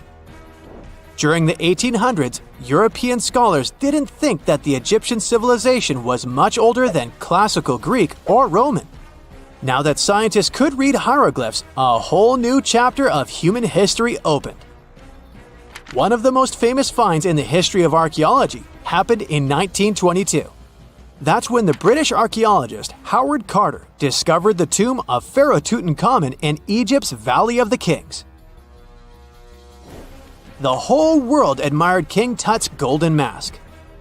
But without Champollion's pioneering work, it would be impossible to know who its owner was. The young pharaoh's cartouche is phonetic. For instance, you pronounce the pictograph of a chick as the vowel U. The symbol for the key of life is an ankh, and there is a shepherd's crook in the end. It symbolizes the word ruler.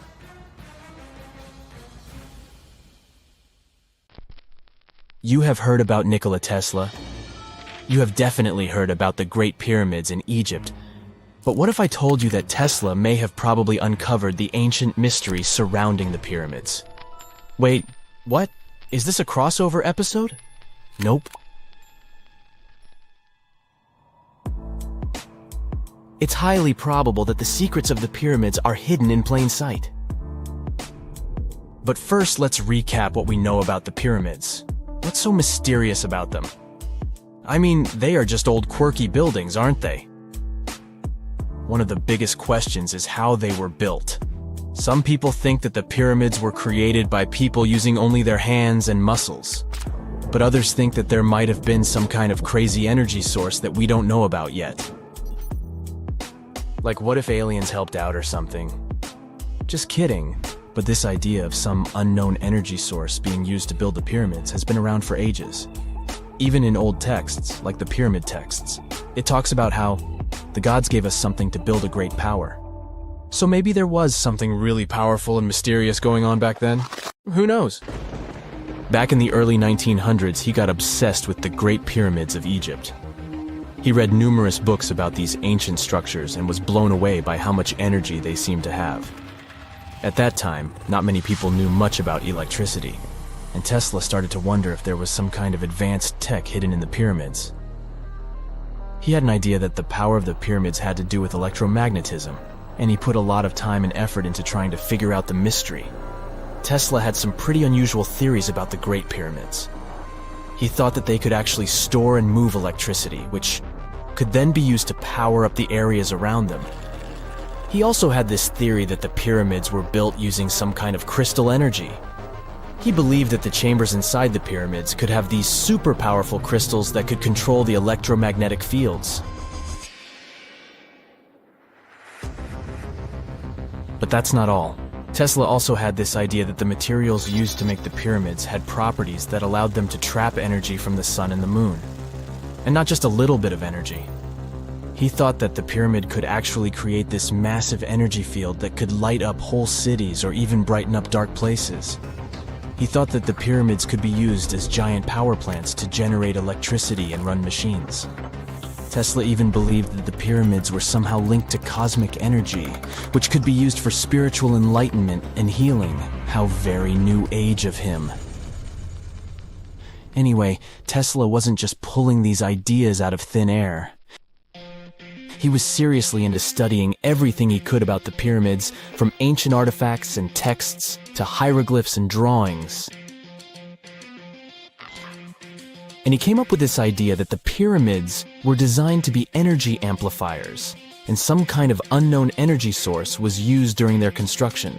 Some people thought Tesla was eccentric for coming up with these theories, but his ideas have actually had a huge impact on the way we think about the pyramids today. Researchers and scholars have been digging into his theories for years and using them to uncover some of the biggest mysteries surrounding these ancient structures. For example, recently scientists have used theoretical physics to investigate how the Great Pyramid of Egypt would react to certain radio waves. They found out that if the radio waves were a certain length, the pyramid could concentrate the energy inside its rooms and focus it under its base. The scientists did lots of calculations to figure this out. They first thought about what radio wavelengths would work best. Then they made a model of how the pyramid would react to the waves. They figured out how much of the energy from the waves would get absorbed or spread out. Lastly, they checked how the energy would move around inside the pyramid when the waves hit it. To help explain all of this, the scientists used something called multipole analysis. This is when you take a complicated object and break it down into simpler parts. Then you can see how each part interacts with the energy that's coming in. It's like taking apart a puzzle to see how each piece fits together. The researchers are interested in how all of this can be used in the future. They want to make really tiny particles that can do the same thing as the pyramid, but with light. By changing the size, shape, and the material of these particles, they can control how the light moves around them. This can be really useful for things like making tiny sensors or super efficient solar cells. The scientists had to make some guesses when they were doing their research. They assumed that there weren't any hidden spaces inside the pyramid, and that the material used to build it was all the same. But even with these guesses, they still made some pretty impressive discoveries. But the pyramid study is not the only proof that Tesla was ahead of his time. There are more Tesla's projects that seemed unrealistic at the time, but that scientists and enthusiasts reevaluate and try to implement today. Let's talk about Tesla's most ambitious project, the Wardenclyffe Transmission Tower. Back in 1900, Tesla was already a big shot when it came to electrical engineering in America. People were blown away by his amazing inventions and the fact that he managed to outdo Thomas Edison in the battle of currents. However, Tesla wasn't content to rest on his laurels. He decided to embark on his most ambitious project yet, the transmission tower at Wardenclyffe. It was built between 1901 and 1905, and it was based on one of Tesla's breakthrough ideas. He had a vision to make the impossible possible by creating a global wireless communication system. It would use Earth itself as a conductor, transmitting music, news, stock market reports, secured military communications, and even facsimile images. Does it sound familiar? Right, it sounds just like the internet that we use today, only without the use of any wires. But Tesla had a much bigger dream in mind: to transmit power wirelessly. He already proved that high-frequency signals could be sent without any wires using his Tesla coil transformers, and this sparked his obsession with wireless energy transmission. His vision was to not only transform the way we communicate, but also to find a way to transfer power currents globally by tapping into the Earth's natural energy. Tesla believed that there was an abundance of free energy all around us that could be used for humanity's benefit. In 1899, he conducted some top-secret experiments and got convinced that it was possible to transmit electrical power through the Earth's upper atmosphere. This is actually how the Wardenclyffe Tower was created. It was supposed to be the prototype station for a network of towers all over the globe that would provide the whole world with wireless energy. Unfortunately, Tesla didn't have the resources or the patience of his investors to bring this project to fruition. It ran into all sorts of financial problems and roadblocks, and in 1917, the unfinished tower was finally torn down for scrap metal to pay off Tesla's mounting debts. Now it remains a sad reminder that even the greatest minds can sometimes fall short of their dreams. The original red brick laboratory, however, is still there, and it is the only Tesla lab that has survived. Fun fact, in 2017, a film crew made a crazy discovery. They used ground-penetrating radar to explore the area around Wardenclyffe, and they found a whole series of tunnels stretching for hundreds of feet underneath the site. Nobody knows exactly what these tunnels were used for, but people have been speculating for years that they were part of Tesla's grand plan. Wardenclyffe, of course, is a major landmark for Tesla enthusiasts from all over the world. Who knows? Maybe someone will finally crack the mystery of the tunnels one day. But even if they don't, the legacy of Tesla and his amazing ideas lives on. It's 1898, and you're taking part in excavations in Sakara. This place, not far away from Cairo, is full of ancient tombs and pyramids. You're in your Indiana Jones mood and hope to find something really phenomenal to become famous. Gold, manuscripts, treasure maps, mummies of famous pharaohs. Wait, a wooden bird? You're really disappointed as it looks like a regular toy. An old one, but still. Little do you know that years later, someone would propose that your bird was actually an ancient monoplane. So the artifact, nicknamed the Sakara bird, is made of a sycamore tree. The birdie has a wingspan of just 7 inches and weighs around 40 grams. A perfect original souvenir from Egypt, I would say. It's over 2,000 years old and looks pretty plain, without any carvings of feathers or other intricate ornaments. It has a beak and eyes, though, which makes our find look like a hawk, the emblem of the deity Horus.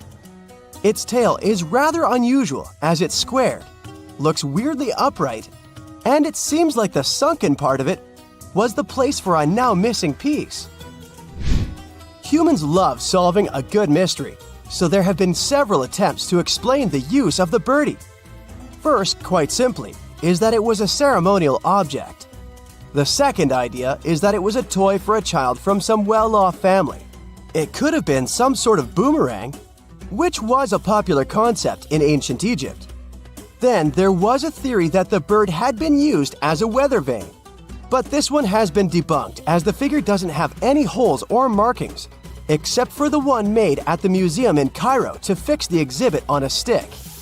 So there was no way to hang it in the past. Almost a century after the bird was found, Egyptologist Dr. Khalil Masiha proposed a new theory that it could have been a model of a monoplane. He believed the bird was missing a horizontal tailplane. Otherwise, it had its wings set at a right angle, similar to that of modern planes. It could have worked to generate the aerodynamic lift necessary for flights. Dr. Masiha also claimed that it was common at that time to place miniature models of technological inventions in tombs. So, did the ancient Egyptians really invent the plane in 200 BCE? That would make the Wright brothers, who are considered the inventors of aviation, really upset. They made one of their first flights only in 1903. There's just one way to know for sure, and that is to test the model. But you know, the ancient museum in Cairo would unlikely let one of their cherished exhibits fly around like a toy. That's why glider designer Martin Gregory built a similar model, this time of balsa wood, and concluded that even with the missing tailplane, the plane wasn't much of a flyer. Case solved? Not really. This didn't sound convincing enough to the History Channel, so they invited an aerodynamics expert to build another replica of the bird. He tested it in weather conditions similar to those in Egypt and was impressed with the little plane's abilities. So, if they did invent the prototype of a plane back in the times of pharaohs, it would be a good example of an oopart. That's an out-of-place artifact, an object that's way ahead of its time in terms of technology or history. And the Sakara bird isn't the only example of such a revolutionary concept. In 1901, a group of divers retrieved the Antikythera mechanism from an underwater shipwreck near the Greek island of Antikythera. It's been dubbed the world's first analog computer, and it's currently dated around 100 BCE. The bronze mechanism could tell the position of the sun, moon, planets, and stars, as well as the lunar phase, the dates of upcoming solar eclipses, and even the speed at which the moon moves through the sky. No one's sure who used it and how or where it was made. But it's obvious that it's extremely precise and way too advanced for its time. The first flushing toilets in the world were invented in the middle of the 20th century. Just kidding. The ancient Minoans on the Mediterranean island of Crete and the Indus Valley civilization both came up with this brilliant invention at the same time, around 4,000 years ago. The plumbing and sanitation were so well done that no one managed to design anything better until 2,000 years later. One ancient Minoan lavatory was discovered at the Palace of Knossos. It looks like it had a wooden seat set over a tunnel that directed water from a rooftop reservoir to an underground sewer. Other varieties got water from jugs. Only the super rich people could afford all this glory. So if you wanted to shop for real estate back then, the flushing toilet would be a telltale sign you were in the rich neighborhood. Automated doors became a cool, seemingly new invention back in 1931. But the technology behind them is actually much older. Think the 1st century CE old. Mathematician and engineer Heron of Alexandria came up with a hydraulic system to open and close temple doors. To bring it into action, you need to light a fire to produce heat. There was a brass pot under the fire, half filled with water. The inventor connected the brass pot to containers that acted as weights. When the fire was burning, the water moved into the containers. They went down and pulled the ropes. It was nothing like a supermarket door that opens in front of you before you even have time to think. Heron's door took hours to open, and there was no way to stop the process.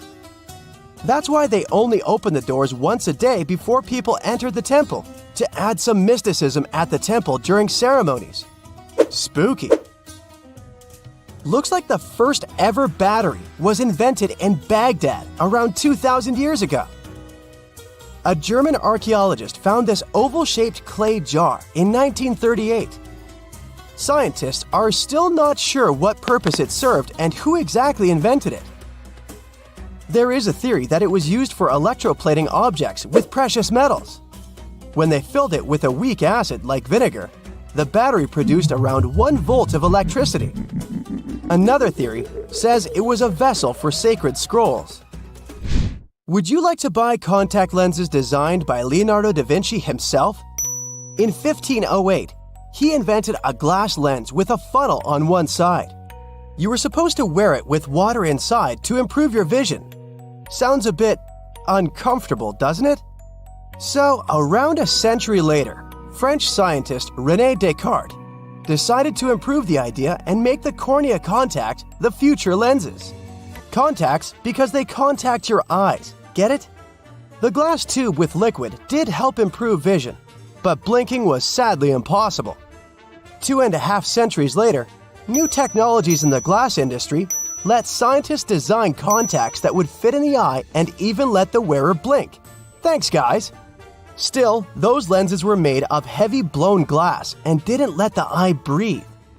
About 50 years later, contacts became plastic, lightweight, unbreakable, and scratch-resistant, but still covering the entire eye. And then, in 1948, an English optical technician accidentally sanded down a plastic lens and figured out they'd still be in place even if they covered only the cornea. Imagine you're living in 19th century London and need to send a message to New York. It would have taken about 10 days to get there by ship. So when delivery time went from days to hours in 1858, it was a true sensation. The first message was sent by Queen Victoria herself. It was all made possible thanks to the transatlantic telegraph cable, running under the ocean. Sadly, the new cool invention only lasted a few weeks. It took years to bring it back to life. We know that the ancient Egyptians were talented enough to build something as grand as the pyramids, but were they also smart enough to measure the speed of light? There's a theory circulating online that says exactly that. If you look at these two numbers, you'll see that they match completely. The first one is the speed of light in a vacuum measured in meters, and the second one is the latitude of the Great Pyramid of Giza. So, was it done on purpose, or is it just a coincidence? Well, happily, we can tell you that it's actually just a coincidence, not another conspiracy thingy. The Great Pyramid is just one of the many places in the world that share the same latitude. And more importantly, even if the ancient Egyptians had somehow measured the speed of light and chosen to keep it a secret from the rest of the world, they wouldn't have used meters to put it down. Meters were only defined at the end of the 18th century. The builders of the pyramids used a different unit of measure called cubits. 1 cubit is equal to 1.5 feet. Cubit was based on the length of the arm from the elbow to the tip of the middle finger, and it became popular in the ancient world. So if they wanted to impress the rest of the world and set the pyramids at a point that matched the speed of light in cubits, they would have to build their iconic constructions somewhere in Europe. And then the Danish astronomer who first measured the speed of light in 1676 would have been really upset to know that someone had done it centuries before him. So, although they were ahead of their time in many aspects, the ancient Egyptians never measured the speed of light or used longitude and latitude to map their locations. The base of the Great Pyramid of Giza might seem like a perfect square, but it's actually an 8-sided structure, not 4-sided. Each of its 4 sides has a subtle concave indentation that splits it evenly from base to tip. The official version is that a British pilot was the first to notice it in 1940 while flying over the pyramid. He took a photograph that showed shadows highlighting these indentations. Some people think these lines are only visible from above and can best be seen at dawn and dusk during the spring and autumn equinoxes. This has led to a freaky theory that the ancient Egyptians might have designed the pyramids to communicate with something looking at them from above. Now, the Great Pyramid is one of only 3 pyramids that used to have a swivel door. It weighed around 20 tons, but they could still easily open it from the inside. Its precise fit made it nearly invisible from the outside, with no visible latch or handle. There were only slight variations in the exterior stone that gave out an opening. The other 2 pyramids with similar doors belonged to Khufu's father and grandfather. The Great Pyramid also has a hidden void at least 100 feet long that was only found in 2017. We still don't know what lies within the space, what purpose it served, or if it is the only space of its kind. Researchers used the same tech to see through cathedral walls, Mayan pyramids, and even volcanoes. It depends on a natural shower of subatomic particles called muons. They pass more easily through empty space than through solid materials. So if they arrange multiple muon detectors around a structure, scientists can map out its solid and empty areas. A team of scientists placed muon detectors inside the Great Pyramid and allowed them to gather data for months. Scientists have analyzed samples of the mortar used to build the pyramids many times. Although we know its composition, modern technology still can't replicate it. The mortar is mostly made from processed gypsum, but it wasn't used like the cement we use for bricks today. Instead, they used it to support the joints between the massive stones as they were set in place. The estimated amount they needed to construct the Great Pyramid was around 500,000 tons of mortar.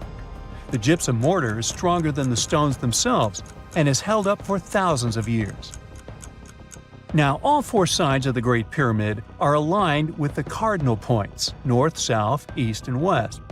According to geologist and engineer Glenn Dash, the alignment is accurate to within 4 minutes of arc, or 1/15th of a degree.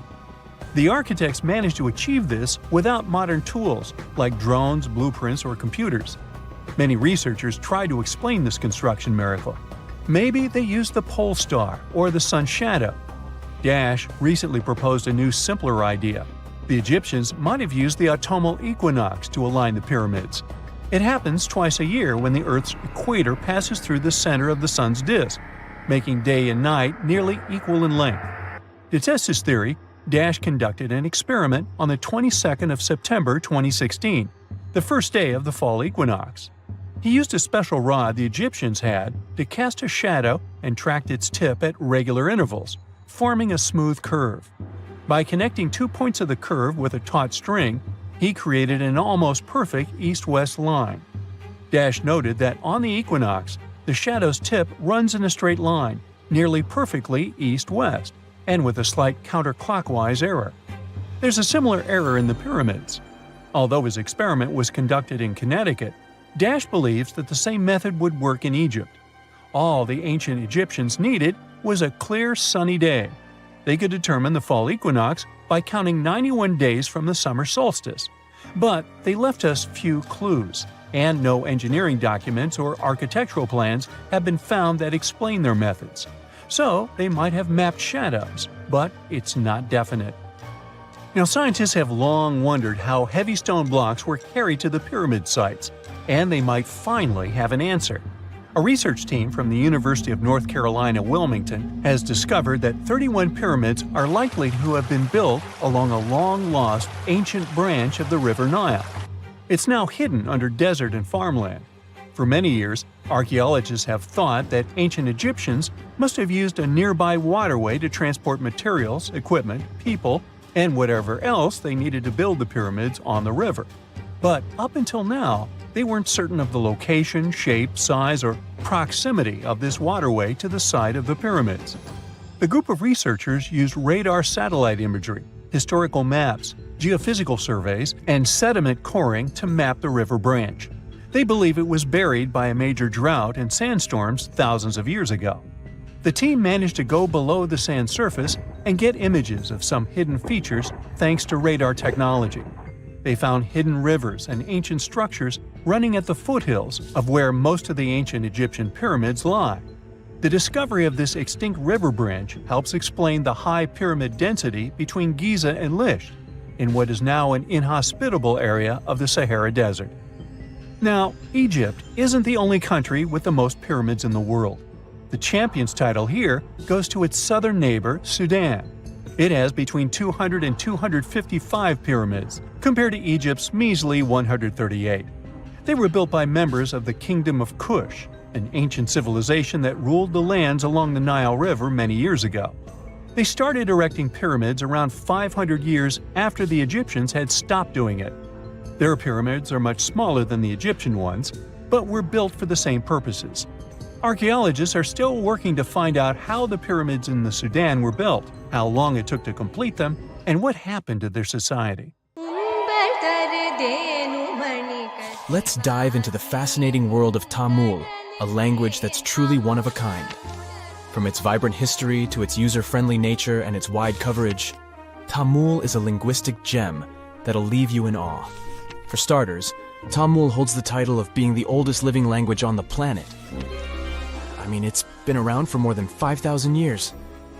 It's hard to know if it's truly the oldest language ever, but it sure takes the cake for being the oldest living language still in use today. The word Tamil itself isn't just a one-trick pony. It has multiple meanings up its sleeve. Of course, it refers to the language itself, but it also signifies beauty, sweetness, and even the concept of being natural. Talk about a versatile word. How many people still speak this language today, you might wonder? Tamil is like the rock star of languages in India, with over 84 million native speakers. Globally, almost 90 million people proudly call Tamil their mother tongue. Hold on to your hats, because things are about to get divine. In India, you'll find a temple dedicated to none other than Tamul Tai. Now, Tai means mother, and this deity is considered the personification of the Tamil language as a loving and nurturing parent. This language is also not just limited to its homeland. It's a language that has spread its wings across its neighboring areas. For instance, it's also an official language in Singapore and Sri Lanka. Not to mention, it's also recognized as a minority language in South Africa, Malaysia, and Mauritius. Have you ever wondered how it all started? You know, the whole spoken word shenanigan? And where? It's not like words magically popped out of thin air, right?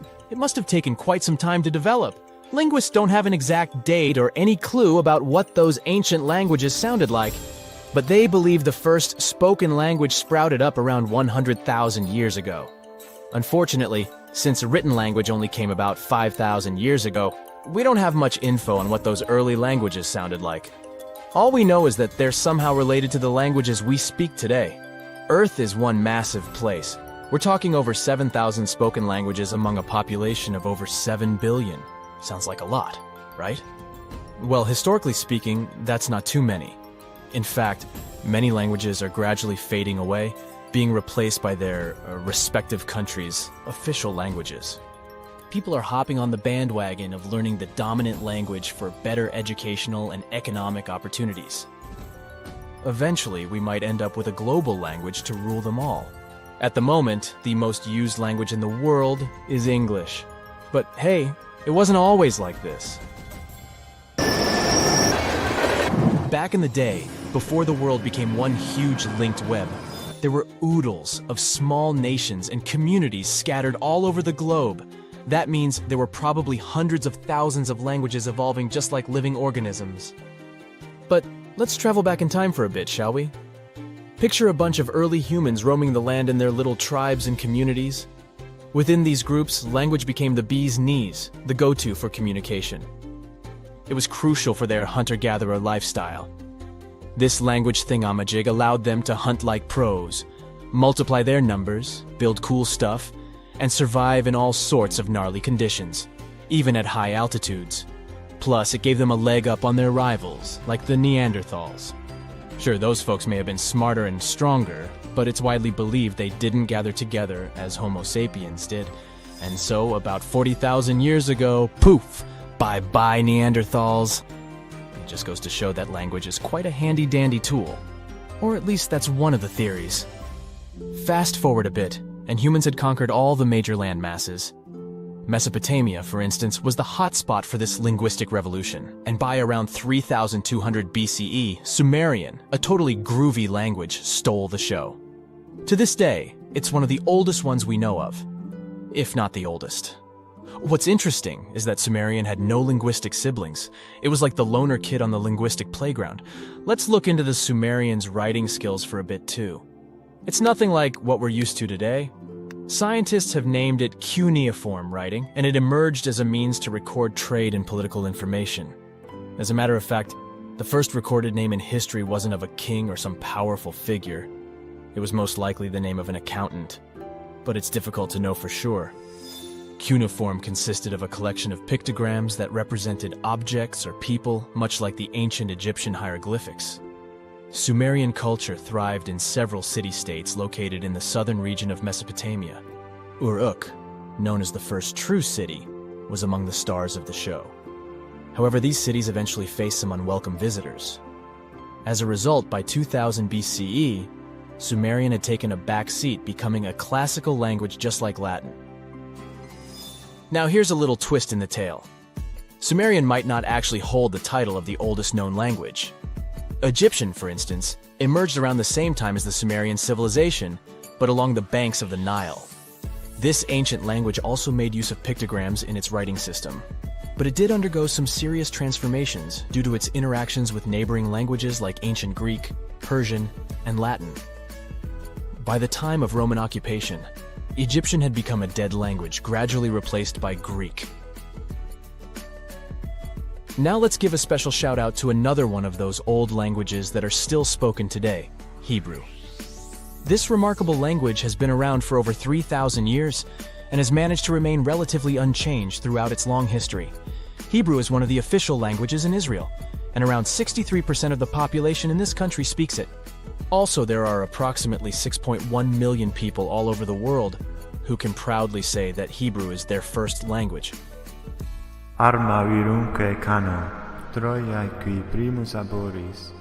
We can't finish up this list without mentioning the amazing Latin language. It all started in this place called Latium in the old Roman Empire, and that's how it got its name. Back in the day, Latin was the fancy language for all well-educated folks. But here's a fun twist. The Latin of yesteryear was a bit different from what we can check out in ancient books today. The alphabet they used was a total rebel, and they even wrote from right to left. Talk about turning the writing world upside down. But over time, they realized it was more fun to go from left to right. Latin literature? Oh boy, it's considered the creme de la creme of ancient writing. You know, the kind that scholars and bookworms go crazy for. If there were an Oscar for ancient literature, Latin would be cleaning up all the awards. Latin was also like this ancient influencer. It's been around for so long that it has influenced a bunch of modern languages. Many English words are either straight up taken from Latin or have been heavily influenced by it. More so, Latin has even spawned a family of languages called Romance languages. No, not about love stories, chocolates, and flowers. Romance languages are the offspring of Latin, thanks to the not-so-gentle nudge of the Roman Empire. We're talking about languages like French, Spanish, Romanian, Portuguese, and Italian. But here's a bummer. Latin is considered a long-gone language. It's frozen in time, like a linguistic time capsule. While living languages like English keep changing and growing, Latin is stuck in the past. It had its transformation and alteration phase when it was still spoken, but now it's just enjoying retirement in the linguistic retirement home. Regardless, Latin still sneaks into our daily lives without us even realizing it. You know when someone asks you the time and you say it's 4 p.m., well, guess what? You're speaking Latin. PM stands for post-meridium, which basically means after midday. And AM? That's ante-meridium, meaning before midday. Whenever you hear about ancient ruins, you almost never picture them being suspended somewhere, or just randomly hanging on the branch of a tree, right? In fact, for most of the ancient artifacts we have exposed in museums all over the world, archaeologists did quite an impressive amount of digging. You see, buildings have this funny way of fading away over time if not properly taken care of. Sometimes we need to reuse some building materials, so an older construction may be sacrificed in the process. Other times, houses are abandoned, and once they are exposed to the elements on the surface, like rain or sunlight, they don't really stand a chance. Some just simply crumble away due to good old erosion. So the only way a piece of architecture can survive the test of time is if it's somehow gotten buried deep down. Now, how did they end up buried in the first place? Well, it's quite the comedy of errors. Ancient cities had a habit of gradually raising their ground level like a kid adding toppings to their ice cream sundae. You see, these settlements were always busy collecting food and building materials to keep up with their ever-growing population. But hey, who has time to deal with waste and rubbish? It wasn't exactly high on their to-do list back in the day. So when it came to building new houses, ancient civilizations found it much easier to save their sweat and tears by piling up the rubble and constructing right on top. But that's not all. Rivers would also occasionally flood and deposit a layer of sediment on the city floors, further encapsulating those ancient constructions. And in those dry regions like the desert, where the wind likes to show off its sand and dust dance moves, you can bet it was a constant struggle to keep the establishments clean. One hilarious example is the Sphinx, which had its head buried in sand until a group of archaeologists unearthed it in 1817. Some ancient towns eventually got covered up because they were completely abandoned.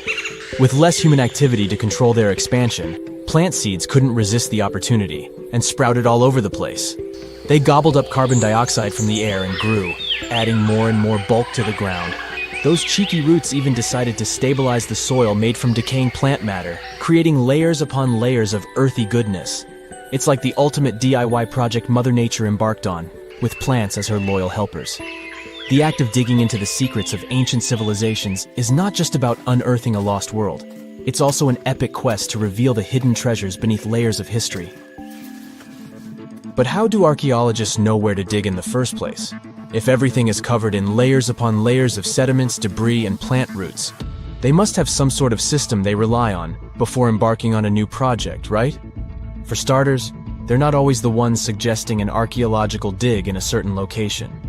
Let me explain. Let's say you're a contractor and you want to build a new fancy apartment complex in your city.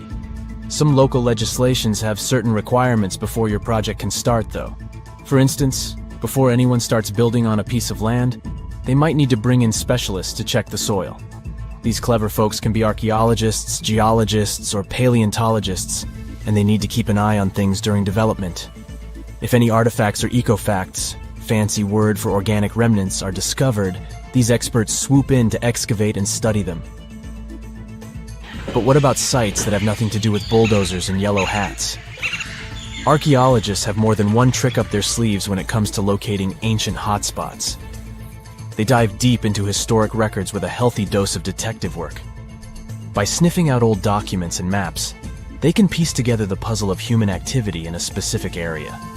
If a site has been visited before, it's even better. Finding records of past excavations or historical accounts can give archaeologists lots of information on where to continue their treasure hunt. Before archaeologists start swinging their shovels, they engage in a bit of a visual scan mission. Armed with a grid system, they'll stroll around the site, keeping their eyes peeled for any artifacts that might be hiding just beneath the Earth's upper layer. From groundstone tools to historic glass and even ancient garbage dumps, yes, they're also valuable. These keen-eyed explorers can spot signs of human activity faster than most people. If they stumble upon midden soil, fancy term for a garbage dump, they know for sure that humans once called this place home. Archaeologists don't just rely on their trusty shovels, though. They have an arsenal of gadgets to aid in their search for hidden wonders. Geophysical tools are like their secret weapons.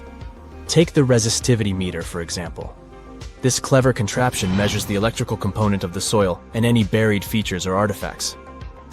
A buried wall, for instance, will create a different resistivity reading than the surrounding soil. Magnetometers and ground-penetrating radar work in similar ways, showcasing potential hints of ancient treasures in the soil. And who could forget our trusty old friend, the GPS?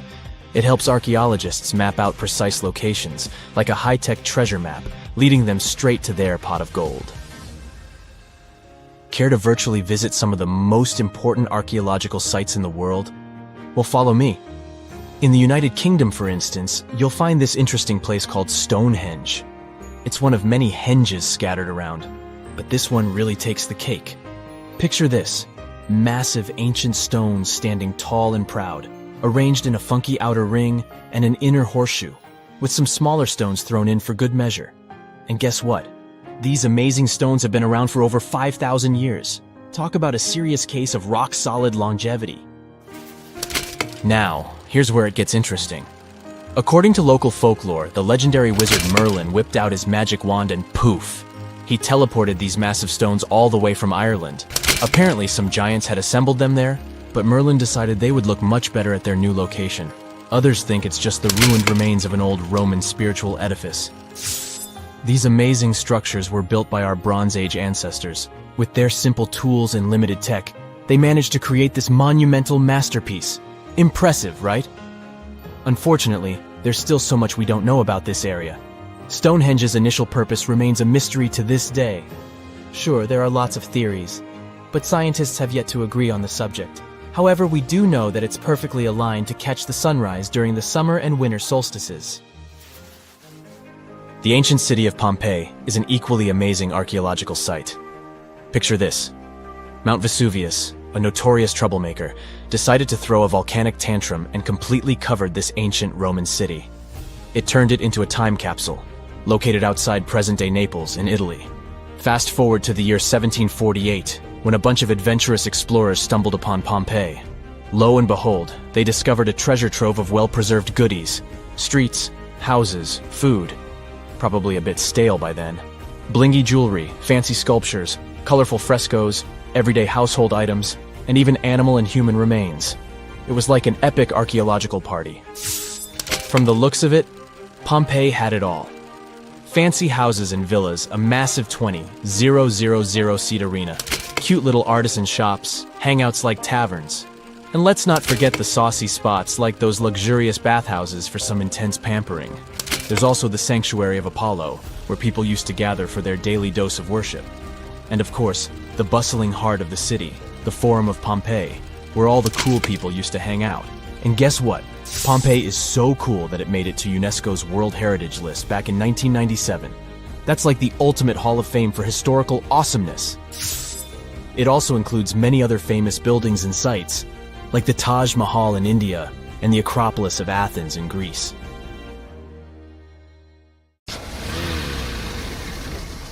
And now we're off to almost 5,000 years ago. Let me take you to ancient Egypt, where back in 2550 BC, guess what? the construction of the Great Pyramids of Giza started. People learned to build cathedrals and skyscrapers, but it wasn't until recently that these massive buildings appeared. It's still a mystery to even modern scientists how these pyramids were built 5,000 years ago. No wonder they are one of the 7 wonders of the ancient world. They're also the oldest of them and the only wonder of the ancient world that still exists in the 21st century. It must have taken a lot of cooperation to build a thing that massive, even for today's metrics. But the Giza pyramids weren't the first pyramids ever. The first one, called the Step Pyramid, was built around 80 years before the first pyramid of Giza in 2630 BC for King Djoser. It wasn't meant to be extraordinary, but ended up being quite impressive. It was a pyramid of 6 stepped layers of stone. It was 204 feet high, which is as tall as a 19-story building. And it was the tallest building that existed at that time.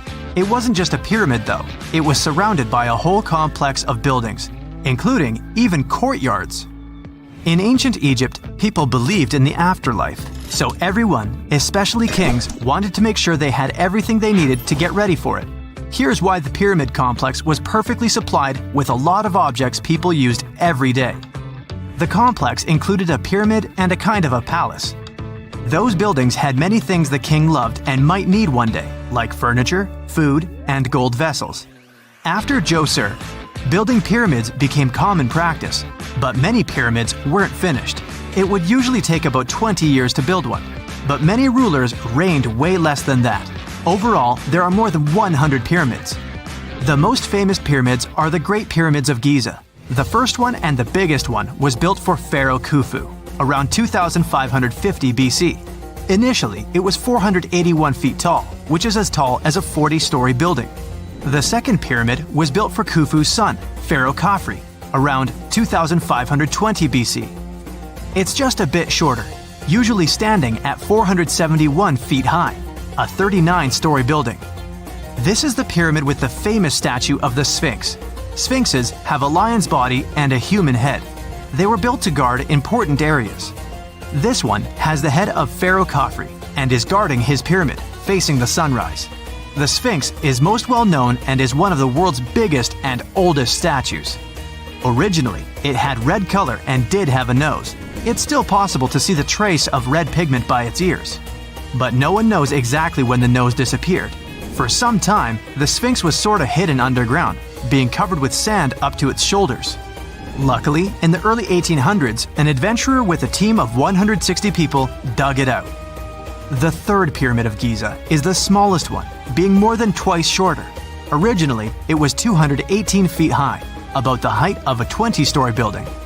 Built in 2490 BC, it was a pyramid for Khafre's son, Menkaure. The pyramids are designed to align with the points of the compass, and their sides symbolize the rays of the sun. But back at the time, there were no compasses. Ancient Egyptians figured out the directions themselves, and with amazing precision. To align the pyramids, they used 2 constellations. Originally, the pyramids were covered in smooth white limestone and had a gold-silver top to reflect the sun. Later, the white limestone was taken from the pyramids by other kings and used for other buildings. Scientists estimated that ancient Egyptians used about 2.3 million stone blocks to build the first pyramid. Each block weighed more than 1 ton. This is the weight of a rhino. Some blocks were even bigger, being almost as heavy as an elephant. 4.5 millennia ago, there was no modern equipment to help build it. There were no machines, no wheels, and even no steel. The only metal available to them was copper. Even today, scientists aren't sure how the Egyptians managed to build the pyramids. There are no records left that would shed light on it. Some even think that Egyptians wanted to keep it as their secret and didn't even record it on purpose. Many believe that poor people and foreigners built the pyramids, but it's not true. Actually, the builders were very skilled workers, and they were fed and paid well. The archaeologists claimed that the builders lived in a nearby temporary city and were a highly organized community with a strong leader. Scientists say that around 20,000 people worked on each pyramid complex, and it took about 20 years to build each. It probably was a national project. The construction site was large in resources, and food and essentials were likely to be contributed from all parts of Egypt. Even with all that support, it remains unclear how people managed to cut, transport, and assemble those huge stones. One of the theories suggests the stones were most likely transported on boats down the Nile River. Then, there was a harder part. They had to be moved to the construction site. For that, they probably used wooden sleds. It wasn't very hard to pull them because the sand mixed with the right amount of water was pretty slick. And 10 people could move a sled even with a rock weighing 1 ton pretty easily. Finally, one last problem. The stones had to be lifted and put into place. Archaeologists have discovered the remains of the ramps system that dates back to when the pyramids were built. Most likely, the Egyptians designed a unique system to move and pull huge stone blocks, but no one knows what it looked like exactly. The most common opinion is that there were several ramps around the pyramid to help move the blocks. The ramp was growing with the pyramid getting higher. They suppose people were walking up the stairs, pulling the stone on the wooden sled up in the middle on the sandy ramp. But this is just one of the options. Others say that the ramps were going around the pyramid. Some say the ramps were inside the pyramid. But we'll never know for sure, and it'll forever remain a mystery, just like the ancient Egyptians wanted. Surprisingly, there's not much inside the pyramids. Most of it is just solid stone with very little open space. But let's take a quick look inside the biggest of the pyramids of Giza.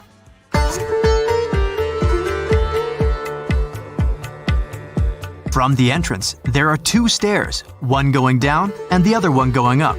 The descending one takes you to a chamber located underground. That's where the pharaohs are, but not in this pyramid because Khufu wanted to stay higher. The underground room is partly unfinished. The room with Khufu's sarcophagus is called the King's Chamber. It's upstairs and then through the tall and long Grand Gallery.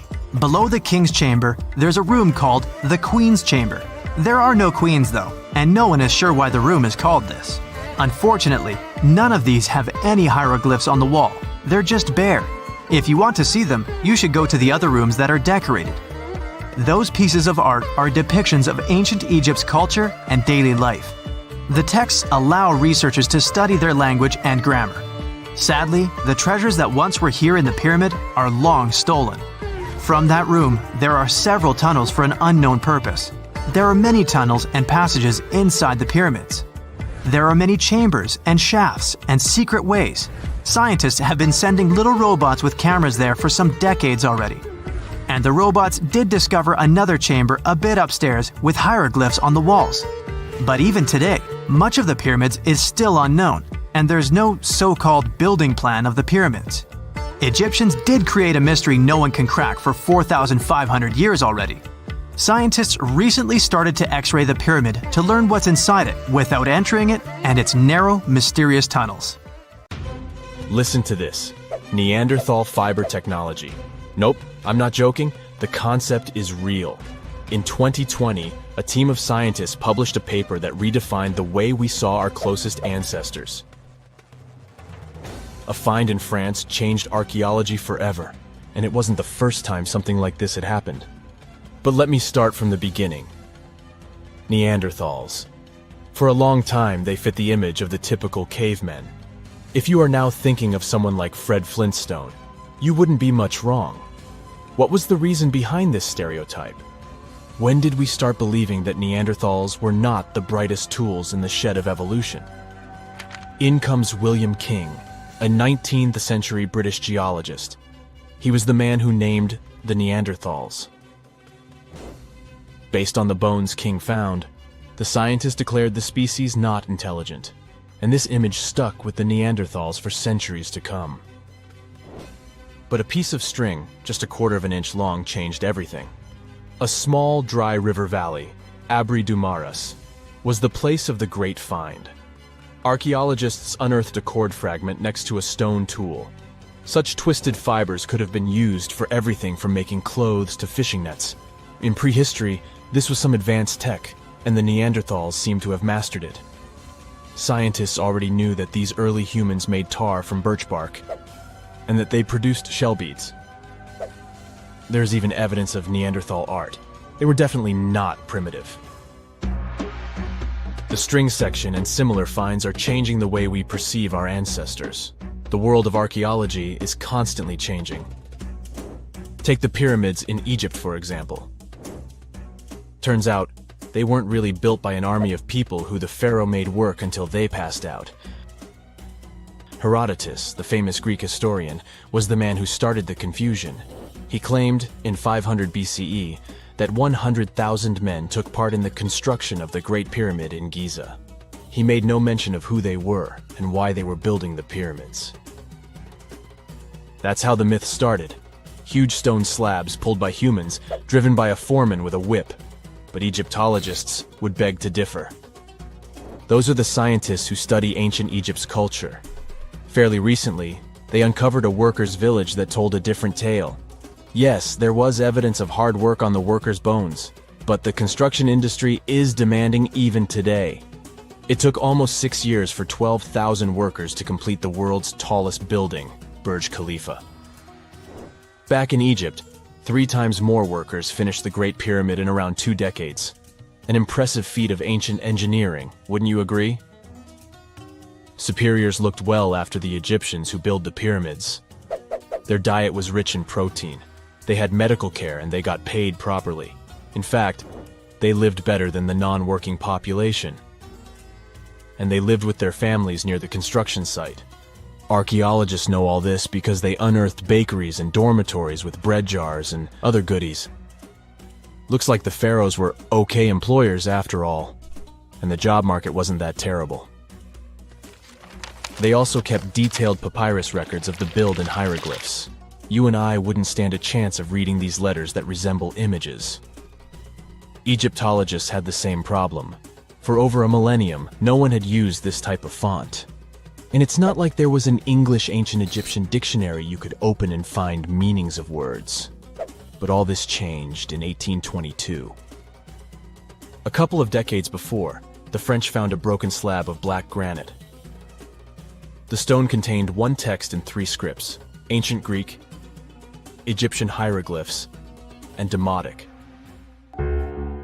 The last one was also the Egyptian language, but in a simplified script. Scientists dated it back to 196 BCE. The content is a religious proclamation. A French philologist and Orientalist, Jean-François Champollion, was the first one to crack the code. You see, people haven't forgotten ancient Greek letters. The Frenchman successfully matched the Greek letters with the ones in the Egyptian script. And voila, we were finally able to read hieroglyphs. The name of the piece of granite that made it all possible was the Rosetta Stone. The importance of its discovery went beyond archaeology. The word Rosetta Stone even entered the English dictionary. It represents a discovery that helps people understand an enigma that has been puzzling them for a long time. There are similar games. A symbol is attached to a particular message. Then you have to decode the message by replacing the symbol with a corresponding letter. In a nutshell, this is what scientists did with the Rosetta Stone more than 2 centuries ago. Do you know what is the oldest deciphered language in Europe? It has an unattractive name, Linear B. The script belongs to the Mycenaean Greek language. It predates the ancient Greek alphabet by several centuries. You can easily guess which script it is descended from. Linear A. The people from Crete used Linear B more than 1,000 years ago. During the Late Bronze Age, the Greek civilization that used the script vanished. There was no one who could read Linear B, and more importantly, no one knew it existed in the first place. This was about to change during the first years of the 20th century. A British archaeologist by the name of Sir Arthur Evans excavated a vast palace complex at Knossos, Crete, Greece. This was the center of the Minoan culture that created the enigmatic script. The palace boasted some 1,300 rooms. They had colorful paintings of dolphins, griffins, and bulls. All of these captivated the archaeologists' imagination. But their biggest find was at first overlooked: thousands of slabs of baked clay. The fire that brought down the palace helped preserve the tablets. It was impossible to read the slabs, though. They were written in an unknown language. The scientific community had to wait for another half a century before Michael Ventris cracked the code. He was an English architect and cryptographer. Ventris studied Greek and Latin. While attending the famous archaeologist's lecture, the young man decided to solve the puzzle of Linear B once and for all. He managed to do so in 1952. One of Ventress's most amazing discoveries was that the script was an archaic form of Greek. But cryptology still hasn't solved the code of Linear A. This writing system will remain a mystery until a motivated young person like Michael Ventress comes along. They wouldn't have to be a professional archaeologist. Basil Brown certainly wasn't. Yet in 1939 he discovered the richest early medieval tomb in Europe. This happened in Sutton Hoo in the southeast of England. This wasn't an ordinary tomb made out of stone. It was a full-size ship, 3 times as long as a London double-decker bus. And that's not all. Apart from its main purpose, the ship was full of riches. Deluxe hanging bowls, feasting vessels, gold and dress accessories, and luxurious textiles were just some of the treasures found. Archaeologists were also amazed by the silverware from distant Byzantium. You probably know this city as Istanbul, Turkey. Even in our age, it's several days' drive from Sutton Hoo. Just imagine how much time and money it cost to import a silver plate in the 7th century. That's when the ship went down, according to archaeologists. The English couldn't have done it. At that time, there was no England. The people living in the British Isles at the time were the Anglo-Saxons. Perhaps the ship from the grassy mounds in Suffolk belonged to one of their kings? We will never know. The local acidic soil did away with any possible evidence, or no one laid there in the first place. It could have been a cenotaph, which is a monument constructed to honor an important person. The archaeologists still don't have a definite answer. But what they have found at Sutton Hoo shed light on the Dark Ages. Before the discovery of the ship, they knew little about what had been going on in Britain after the Romans left. Now, the image of the early Anglo-Saxon society was much clearer. Perhaps the English soil will be the site of the next great breakthrough in archaeology. You're an adventurer looking for a golden hourglass hidden in the jungle of an exotic country. Finally, you find the artifact. Someone starts shouting as soon as you grab it. "Stop! This is the police! Hands up!" You look around and see 2 officers. You turn the hourglass over and fall into a suddenly formed portal that takes you through space and time. "Hey you, stranger, don't move! What are you doing in our temple?" You look around and see 2 guys with swords. They're the police of ancient Babylon. The vast kingdom in Mesopotamia was the first in history to invent a list of laws and punishments for their violation. The list of these laws was called the Code of Hammurabi and contained 282 laws. They were carved on stone pillars around the 10th century BCE. The laws had rules about the family and behavior in society, and generally were similar to the laws of modern civilizations. The authorities of Babylon created special police squads consisting of locals. Their goal was to monitor public order and ensure no one broke the law. Some records of the squad's work have survived to this day. They talk about how the ancient police stopped noisy feasts, monitored tax payments, and searched for thieves and looters. In general, their routine was similar to the routine of modern police. They guarded temples and made sure that nothing was taken from them. You're now in their temple, holding the golden hourglass. The sand pours down, and you teleport to another place. It's the 14th century. You're in Nigeria, on a hot plain under the scorching sun. You hear someone approaching you from behind. "Stop! Don't move! Your fate will be decided at the meeting." 2 Okonko guards, members of the Igbo ethnic group, walk to you holding spears. Okonko consisted of rich and poor people, young and old. They were the judges of justice and ensured that no one violated the laws.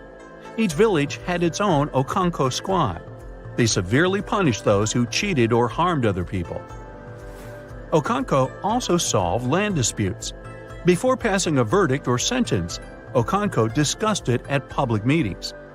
You haven't broken their law, but you're a stranger in their village, so they want to grab you. Fortunately, the hourglass transports you out of there. Now you're inside a temple in ancient Egypt. You hear barking dogs, screaming monkeys, and human voices. "Who are you?" You turn around and see the Magi. the police of the Middle Kingdom of ancient Egypt. These experienced guys with swords patrolled the streets with dogs and even monkeys. They were residents of the neighboring kingdom of Nubia. Still, as the territory of Egypt expanded, they offered their services as the guardians of order. During the New Kingdom, the temple priests of Egypt performed police functions. They protected temples and caught looters and thieves. If someone stole something from a temple priests arrested the thief and conducted their own investigation. They won't investigate anything this time as you disappear and continue your journey. You're in a hot jungle now. You can see large stone buildings through bushes and trees and hear a flowing river and people's voices. You're next to a large agricultural area. It looks like a modern civilization in a tropical forest. But this is the 15th century, and you're in the Incan Empire on the South American coast. Police officers are called tokrikokes here, which means the one who sees everything. Two tokrikokes pass by you and don't tell you anything. The Incan Empire had a developed legal system, and no one could arrest you just like that. The one who accused another person of violating the law had to be above the rank of the accused. Therefore, tokrikokes were the most senior people in cities. They kept order and also conducted a population census. Their duties also included the distribution of land and the construction of roads and bridges. They held all court proceedings publicly and punished those who committed serious violations. But for petty hooliganism, people were just subjected to public censure. Here, you feel safe thanks to the harsh but fair laws. But the hourglass is restless and takes you to ancient Greece. And to be honest, you're out of luck because the Cryptia of Sparta is in charge here. These tough guys got trained in duels from an early age and developed incredible strength and endurance. Yeah, everything is as we've seen it in the movies. The Cryptia means hidden. This police force always acted cautiously and quietly to deliver a crushing blow. They didn't have armors or big swords. They were wearing light clothes and had sharp knives. The Cryptia kept order and made sure farmers paid taxes and shared their harvest. Also, the Cryptia suppressed any rebellions among people. Unlike the people in other countries, the Cryptia worked at night and rested during the day. Well, it's daytime, so no one will arrest you. But if it were night, you would hardly be able to escape from the Spartan police. You teleport to ancient Judea, where a fair judicial system was highly valued. Each city had its judge and 2 trained soldiers under their command. They were called Judean shotarim. These fighters were excellent at archery and sword fights. Their duties included checking and setting market prices and resolving private property and public safety issues. Dogs in every house should be chained. There should be no pits on the street, and the sale of knives and swords should be strictly regulated. Any violation of the law was investigated and dealt with in court. The locals really appreciated this order and paid for it as taxpayers. Now the Golden Hourglass takes you to 15th century West Africa. You're in the Songhai Empire. This was one of the largest countries in West Africa with first-class police called the Kadi. Serious violations were punished cruelly, so people were afraid to break the law. The Kadi were government officials appointed by the king. They decided who to court-martial and who to punish with a small fine. They monitored not only the order in cities, but also the environment of the king. If someone wanted to commit treason or overthrow the ruler, the Kadi found out about it and neutralized the threat. Now you find yourself in a very hot place, but not because the sun is scorching, but because there are flames everywhere. The building you're in is on fire, and you don't know what to do. At that moment, 2 guys run inside and pull you out. They just saved your life. Meet the Vigiles, the police of the Roman Empire. More precisely, they were firefighters. In 21 BCE, the Roman emperor ordered his subjects to extinguish fires in the homes of the nobility and ordinary poor people. For this, the emperor received praise and decided to create the first public fire service in Rome. The Vigiles patrolled the streets and extinguished fires caused by hot weather or hooligans. Soon, the Vigiles began to keep order and catch robbers. They wore light armor and had whips and staffs. You don't have time to thank them for saving your life. because the hourglass takes you to another era. The Mauryan Empire, which lasted from 321 to 185 BCE, was the first empire of ancient India. You don't have time to do anything, as two big guys grab you and blindfold you with a rag. They're taking you to interrogation. Every city in this state had a police chief and his team called Gops. They did all the police work and spied for the emperor. They looked for other spies, registered new visitors, and followed them. They patrolled the streets, kept order, and knew everything happening in the cities. They're going to put you in a cage, but you disappear right from their hands. You finally return to the 21st century. There's no more sand in the top part of the hourglass. So you ponder committing a small robbery to see how modern-day police will respond. But then the hourglass reappears and drops you into prison so you can get a close-up view. Then you wake up.